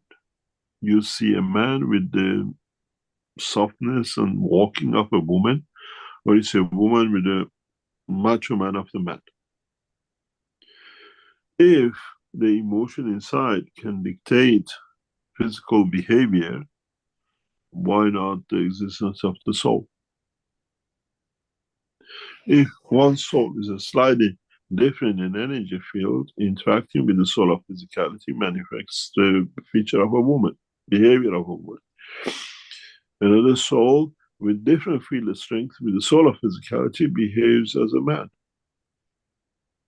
Even in knowledge, the strength interacts. This is what in the teaching of this week and last week I explained, you can tap into different knowledges in the soul. And maybe it's a good question you ask, you can understand. We see this, people with what we call the beautiful people. One is within the same physical dimension, behaves like a man, and he is interested in physics. The other one is still a man with a different strength. He is interested in literature. He taps into the knowledge of, but the physicality shows he's a poet. And the other one solves a physical, or what they call physics problems. They're not the same, but physicality is the same. Each soul has its own field strength characteristic, and interacting with the soul of physicality, which is the same for both of them, creates a different emotion and different behavior.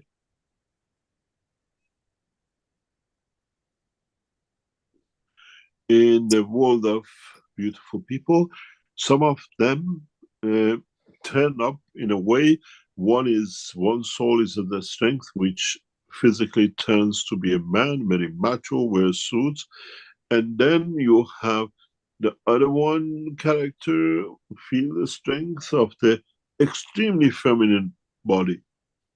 And then you see the person you consider as to be a woman, and then it turns out to be a man, and everything else which goes with it.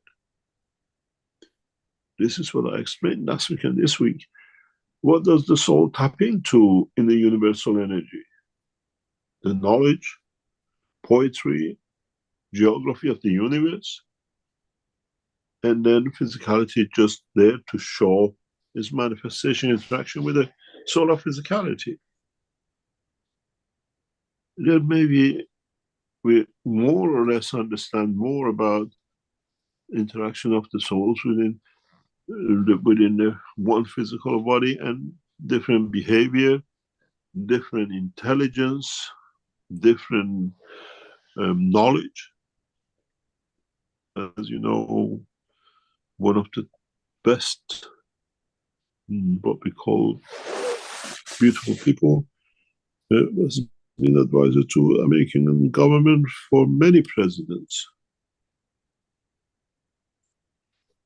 He has, I think, 9 or 11 different souls within him, and each one is excellent in his work.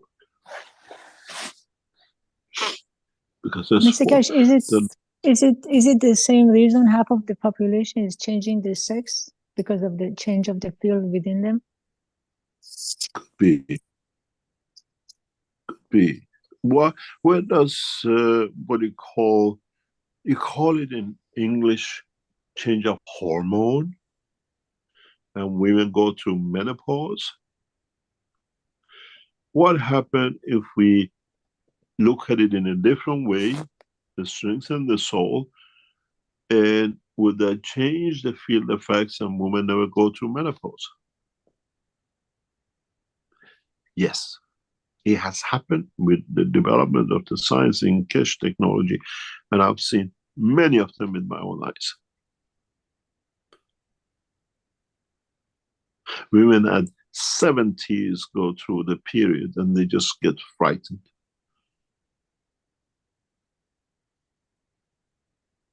I lost it 30 years ago. What happened today? When the first time happened in Belgium, I was panicking. But came the next woman and came the next woman, and we found out we have changed not the hormones but the emotion of the soul, and has created different condition of physicality. And I used to say, if you used to come to what do you call this in office in Belgium, I said to many couples who came to me in their 60s, I said, be careful that not becoming a father as you're a grandfather already. There is no limitation in the strength of the field of the soul of the man and within the egg and the sperm of the man to dictate age. Is the mentality cycle. It's literally psychosomatic. If you understand what they call hormone and what you call menopause, or the same with a man, is a state of mind. If you elevate the soul, the physicality never ages. You can even give birth at the age of 120 if physically you can carry it. But they don't understand. You say, oh, it's a change of hormone. Where did the hormone come from? Hormone comes from the interaction of the field of the soul of the man.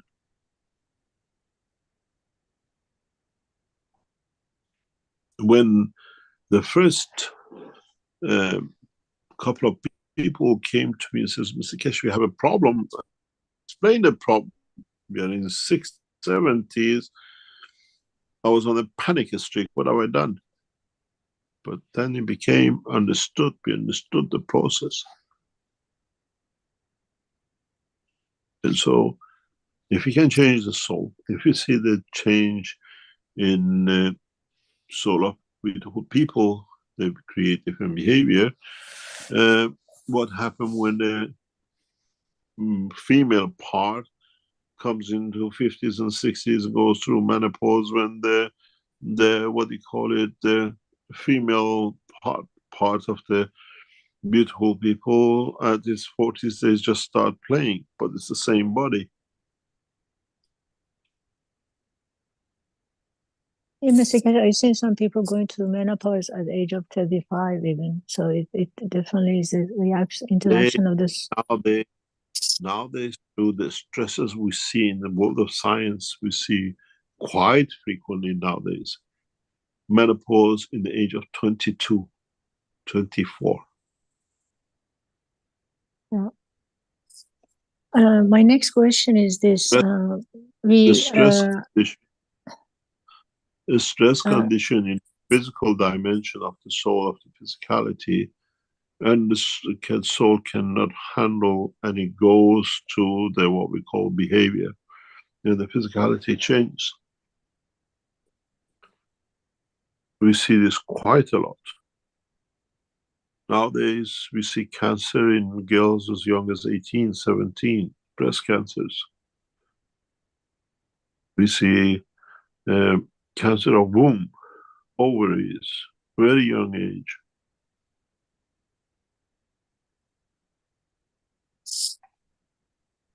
So, where does the soul comes in and how things take shape? Carry on.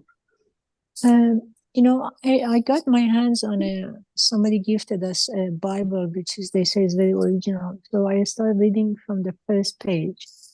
It says, God created started creating the world one by one, everything in it, from the day, from the light to the night, and all the plants and animals. And then he took the soil of the earth and then made the man, and then blew into his nostril, and then created the man. And then he called it Adam.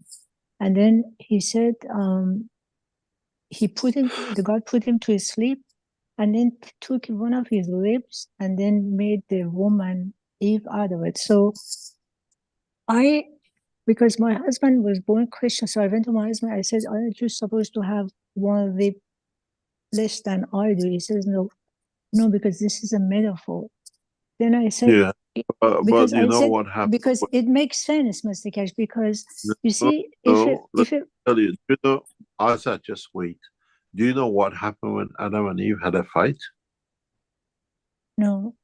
The first fight they had, Eve took off. She was angry and she went away for a few hours and a couple of days or whatever, and she ran back as fast as she could back to Adam.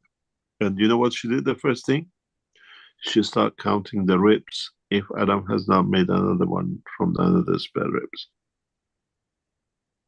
Is it true story? You are a woman, you have to decide. Mr. Keshe, then I came to my mind, you see, because first of all, it was Eve who tempted Adam to eat the apple. So when I look at the history of the man, that's two things I realized. One is women always were the temptation for men. Men had weakness about women. So even Jesus got a weakness from women. So the temptation came from women. Even some wars in the world, the most vicious wars was created, women was behind it. Secondly is excuse okay. me, Azhar, stop. More women are tempted than men. According to the statistics, public, more women are adulterous than men. Men just got blamed for it to cover the behavior of women. No, I'm not talking about adulteries. I'm talking about women. Doesn't matter. It's all the same. You put different word to it. The temptation, women temptation is more than for men's temptation. You said men get tempted easier. Women are tempted much easier than men. And believe you me, I know. I have 2 after marriage. So okay, so I'll be more. second thing is, I never seen God chose a woman as a messenger. Why? Because for me, I am going to create a lot of problems for myself if I answer this question, so I prefer to stay silent. I'm going to say the last thing because I think woman, Eve came from the rib. No. We have had women messengers. It's just that it's been covered, destroyed, or looked over to show the power of it. It's not that we never had. We had, and we will. It's just that just because men had power, they managed to, when you win a war, the one who wins writes the history. We're in that position. For sure. And I said that long before Keshe Foundation started. Long before. The next, what I call teacher, messenger, is a woman. Mitra's daughter, she's among us. And there's no doubt about it. It's not that it's time for, is understanding of the duality of the, what we call, men are single taskers and women are double taskers. They can do many tasks at the same time. Becoming part of the universal community is not single tasking of being a man, a human. We have to be able to handle many tasks. And that comes through the energy of the woman as a creator. Blesses her name. Is not that never been. We came, the very first prophet was a woman. We worshipped our wives. We worshipped as Iranians our female partner. We made them gods and goddesses. And we'll end up with the same blood as daughter of Mitra. In the way, the multitasking. As a man, we are focusing one thing. You give a child washing the dishes and talking about anything else, men get lost. The child goes in the washing machine and the clothes goes on the table. A woman, multitasker. And becoming a passenger, becoming a system of universe, we have to be multitasking, aware of our physical dimension and a dimension of the universal strength. And that's how I always said after me, the daughter of Mitra will teach you this, because it's there as a woman, she has the capability, been trained for it. So we had the first prophet, we had many messengers as women. And will not end up, go through a passage that will be a woman. Men, single task cannot take us through. So never talk about we never had a prophet, because men ruled, they scrapped everything off and changed some things to be in their benefit.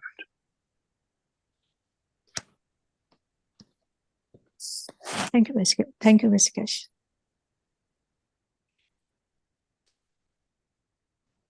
Any other question? Yes, we have a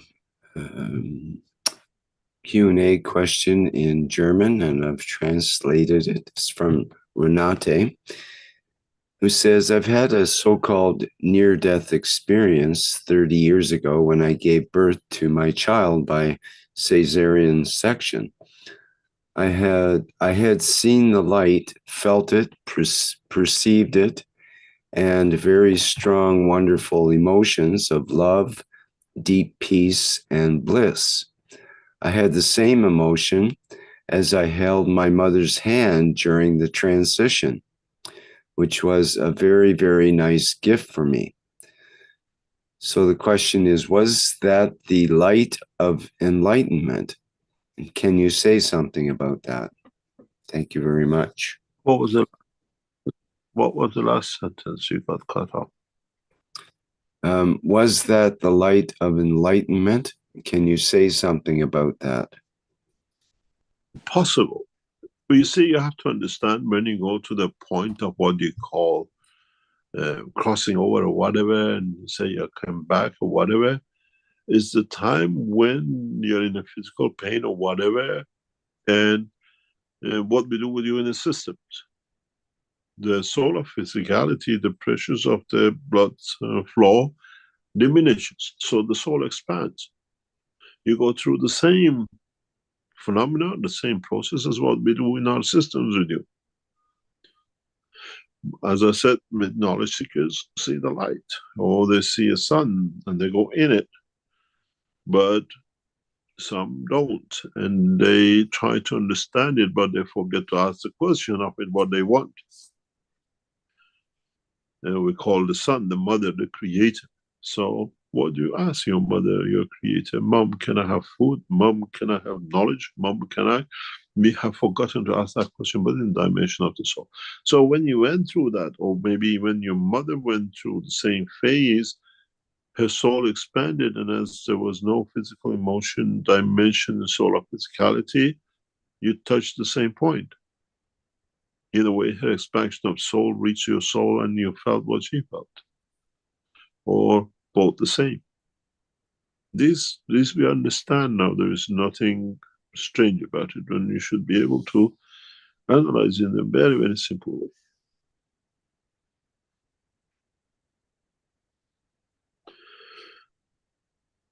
Any other question? We have a related question from Alexandra from the Brazilian community, who says, good morning, Mr. Keshe. In some sessions I've attended, I've seen a light like the sun, and I've had other visions, but I've never been able to interact with them. How do I interact in these moments? Try to understand. You see there's a physical light, you see that's enlightened, the light of the soul. Then you know how to handle it. Many people go inside. I went inside the sun, I went on the sun. So you're still traveling in the soul, but carrying the soul of physicality, because you still deal with the physical side of the sun. Then you enlightened by the knowledge of it, by the fields which carries it.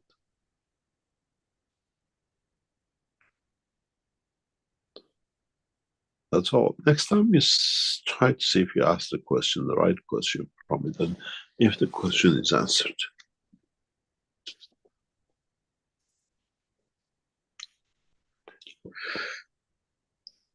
Any other question?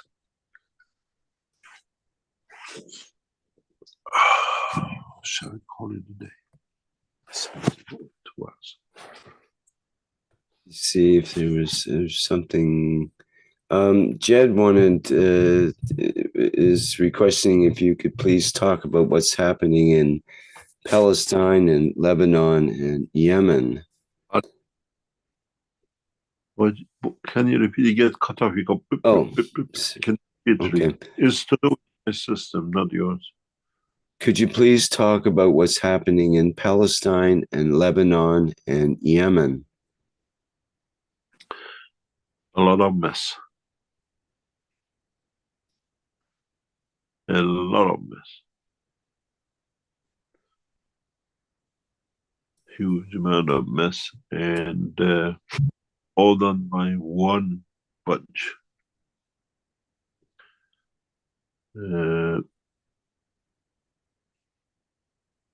this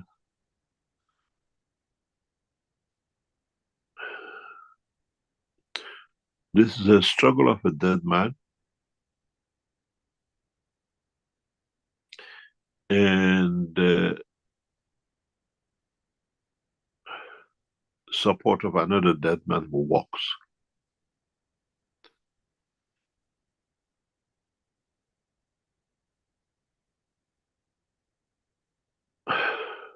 I try to restrain, to unravel some knowledge which is going to create a lot of problem, but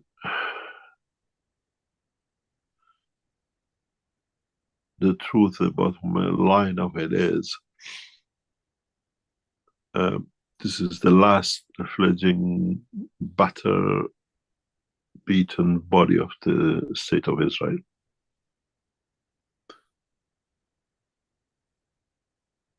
And we shall see.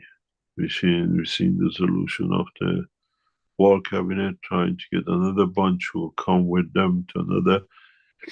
You have a warrant for arrest for 22,500 cases of perjury and everything else, and now a warrant on the international court. But the constitution says the man who sits there can do what he likes. And the strangest thing is the president has the power to dissolve the parliament. The president has the power to ask the prime minister to step down as the president of Israel, and nothing's happening. And this is an end in what we've seen in Palestine, what we've seen might happen in what do you call it, in Lebanon. It's very different than 1970s and 1990s and early 2000s. You got to understand, half of the state of Israel are Palestinians. And a lot of these Palestinians are connected to Lebanon, and if you hear in the news, you see in the news, that they say that there will be a problem in every part of Israel. These people work in their homes, run their hospitals, they're part of the police force, and the rest of it. To them, Gaza is different than Lebanon, and to them, if it goes, it'll be internal, but we hope not. But it's much, much deeper and much more political pressures, and indecisive actions in Washington does not bring that much work for them. You got to understand, I was explaining this to somebody very recently. We have two fractions, two sides of Israel fighting for the same White House. You have the present president, which is what I call lame duck. We don't know if he's still alive or whatever to it. And the White House is run, as we said, by the vice president. The president does not have the capability to run office as such. He can't even remember what he had for breakfast in some cases, we've been told. But the lady married a Jew through a different class or side of the Jewish connections in Washington to be elected. And he runs the White House in the back door. We have a problem with your possible return of the last president, which he got his daughter married to second richest family in Israel to get elected and to have the support. The only game changer in the middle, which of the two Jewish sides will run the White House, sits with the decision in Rothschild family. And last time, one of them changed position, and brought the crazy man into power. Last time, the other one changed position and brought the elderly pensioner into power. Who and how the Rothschild family decides to support this election in the coming time decides which of the side of the Jewish families will run the White House. And then we'll see how will reflect in the running of the Tel Aviv and everything else.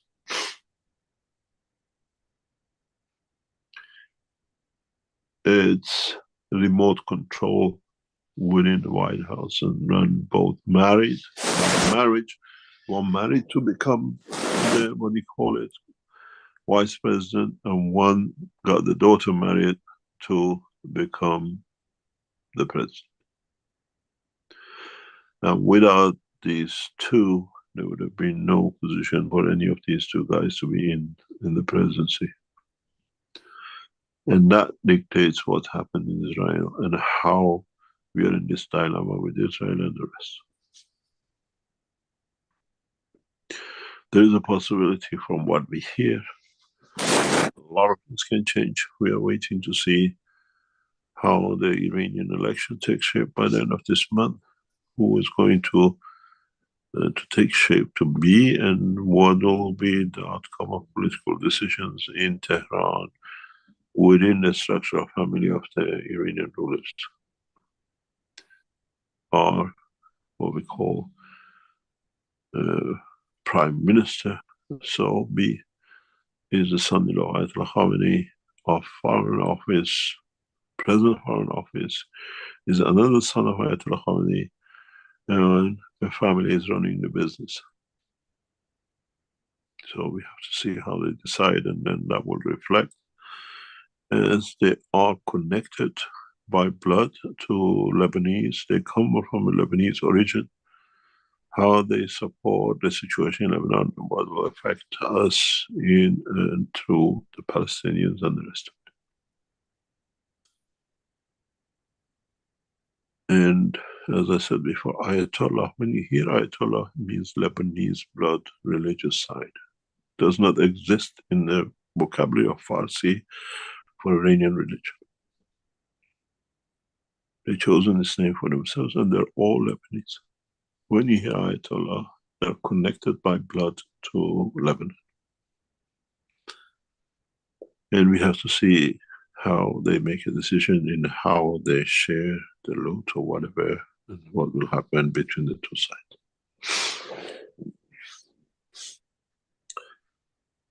But either way, we'll see how these things will take shape in a bigger way, in a different direction. Any other question? Well, they do go on, Mr. Keshe, and I sense maybe you're coming toward the end of what you would like to engage in here. One or two questions, and then we go. Okay. Let me see here. Abu in YouTube asks, Dr. Stephen Greer talks about this technology and knows who wants to put money on it. Do you ever talk to him? Nope. I don't know who it is and which technology we're talking about. Fair enough.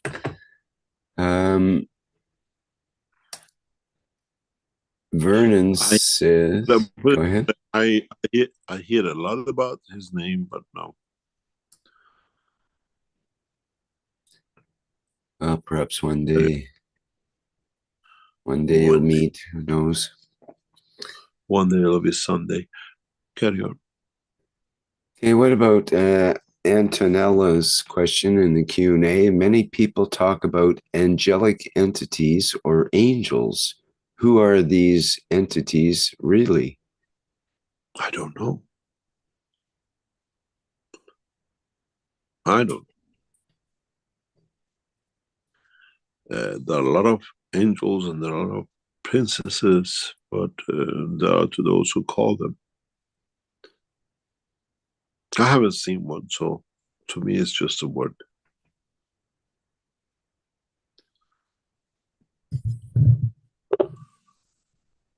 Okay, from Liz New in the Q&A, what is narcissism and how can it be fixed?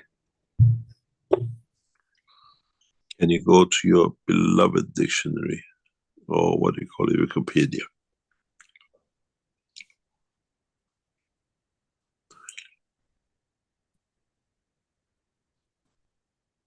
Are you there? Yes, I'm just getting that lined up here. Yes. Let's see here. Where does your today's picture come from? The background picture? Yep. From Jedi Simon that created that. It's not an AI thing, but he uses certain formulas and techniques to create them. You see,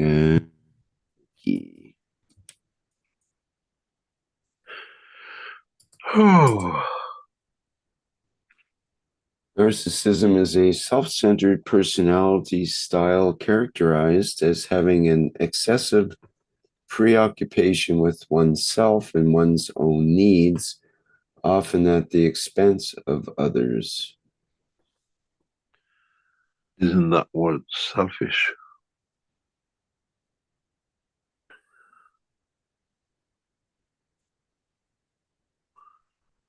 Right, so it depends on how obsessive or excessive it is. It says many psychologists believe that a moderate degree of narcissism is normal and healthy in humans, but there are also more extreme forms. Probably they're talking about the narcissistic personality disorder.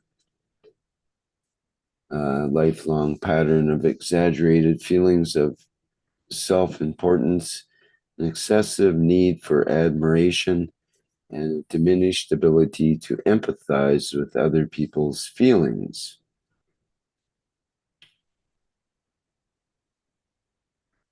Here's a narcissist himself, or at least according to this artist, the man in love with his own reflection.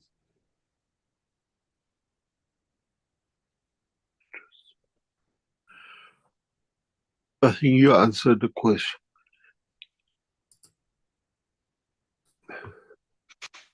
What's next? Okay. Okay, we'll try to get through this one more here, perhaps. From Daniela in Q&A. As you explained in the last workshop, the toxins in the body are not eliminated with the Keshe technology, but transformed and used positively. How does mercury in the brain have a positive effect, and how exactly does this manifest positively? Thank you. Oh, mercury and lead and aluminum and energy fields are playing havoc with the brain. The energy is in a negative direction of the emotion. That's the problem. That's why we see problems with mercury and aluminum and lead. They have an affinity towards feel the strength of the depression, and they create that kind of, it's like inert gases. So many materials have inert gas characteristics, and there's two or three more elements which have these characteristics, and for that reason brain holds on to energy levels of it, because some depressions create that field strength, and when this material is in the body or troubles, finds a match of it, and the match of it is in the brain. That's why we find it in the brain and we see all the other problem with it. It's not that the, let's say, mercury is the problem of the depression. Our brain creates a field strength in the level of mercury that if mercury is within the body, we'll find the balancing of yin and yang of it. And they say they find mercury in the brain and they see this behavior. The behavior is there, but now that the mercury manifests itself or finds its match in a way, the field strength, now it becomes active. Now it's like a twin star, fields travel from one to another. And this is the strength of a set of behaviors like depression and many other things.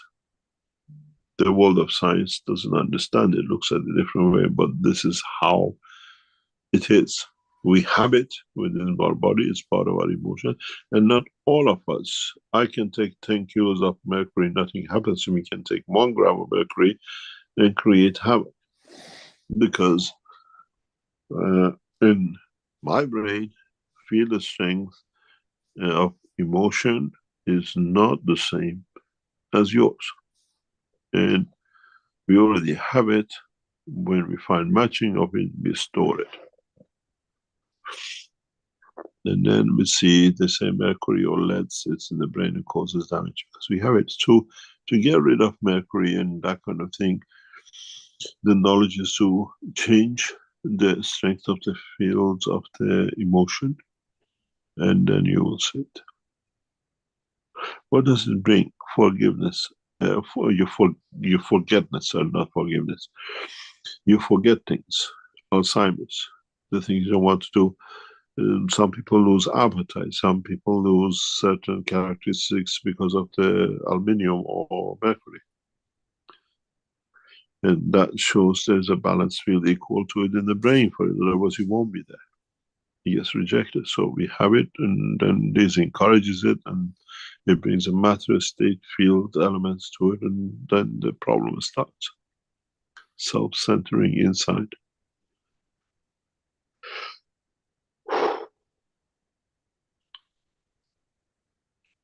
Any other question?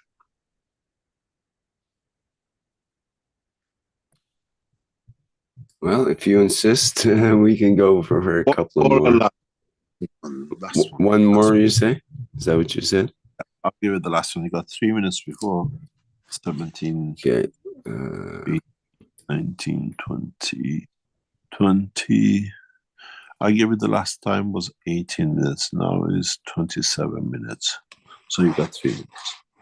Okay, I think we should ask it's kind of a serious question, but from Dolores, who posted it both in the Q&A and in the chat. So how can we explain the death of the mother to a 5-year-old child?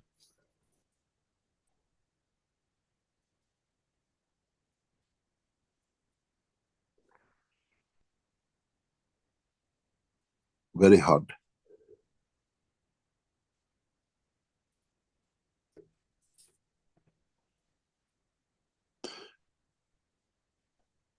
Very hard.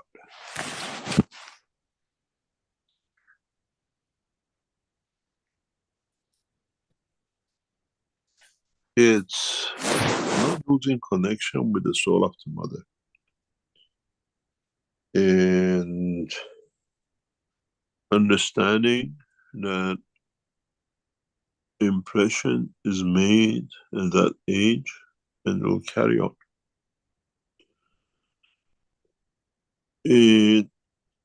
Another way is elevating the soul of the child.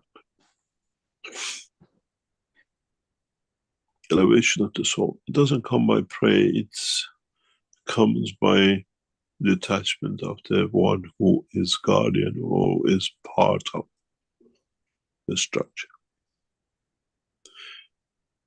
And to what extent will haunt it or will be with it, it depends how the environment around it has changed and how it will be taken care of by those who are responsible.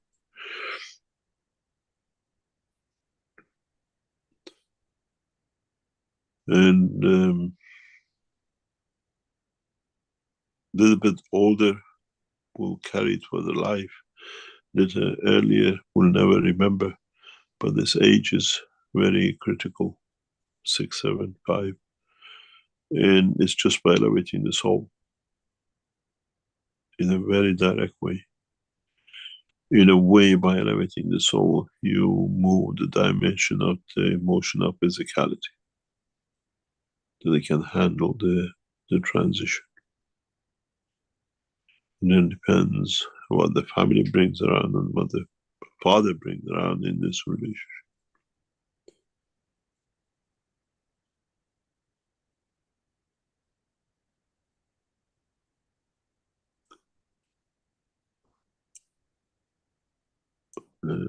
It's not easy to handle, but it's in a way, it's just by elevating the soul.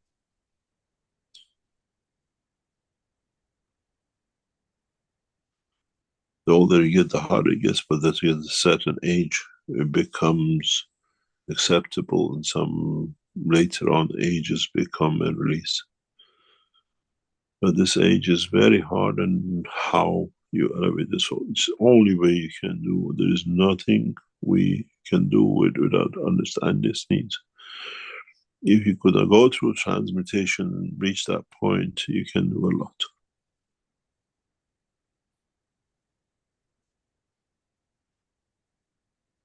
And yeah, shall we call it a day?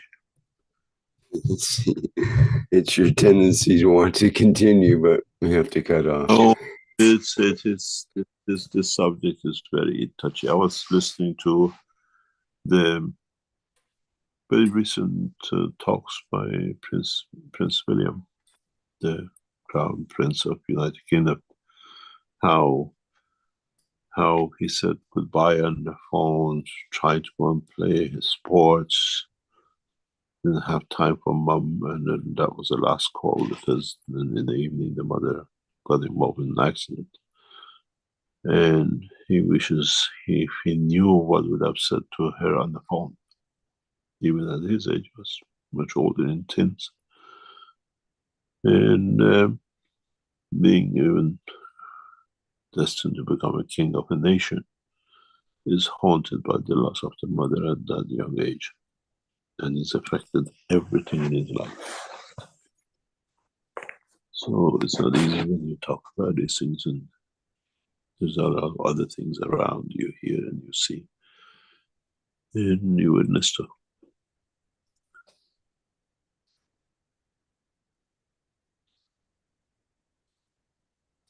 Call it a day. We'll see you next week. And knowledge seekers who join us tomorrow, please come with 2 headsets. Knowledge seekers who join us for the July, August, September, October session, we're going to close this bracket fairly early, because with this Friday sessions, people come in the last minutes, because it's geographically decided. We'll close things very soon, because at the same time we're going to break you up into small teams, 1 or 2 hours each for each session on Friday. And so if you're joining any of these sessions, complete your sessions and come with 2 headsets from now on. And you'll see what we want to do, and what we see this week, it will be completion of one part, and next month we start a different process totally in a much more advanced way, as our technology has developed to be able to deliver that. And please, those of you planning to come to Iran, complete the application form as fast as possible, and then we can get your visa sorted. You don't need to do anything for your visa till we tell you. Your visa doesn't depend on you till we'll sort it out for you. Thank you very much, and see you tomorrow, and some of you next week.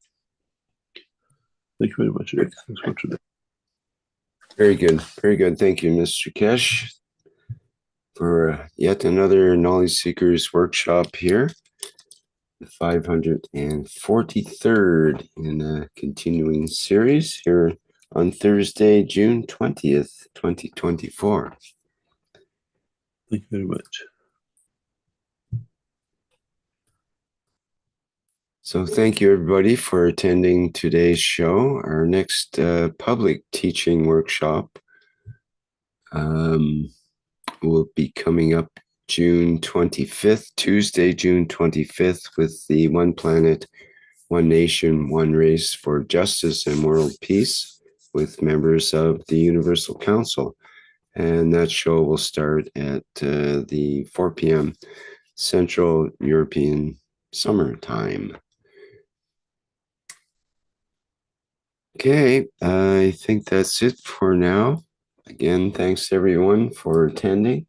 We'll go out with our usual flight enhancement spaceship unit, music version, and we'll see you in the next public teaching workshop, perhaps. Bye.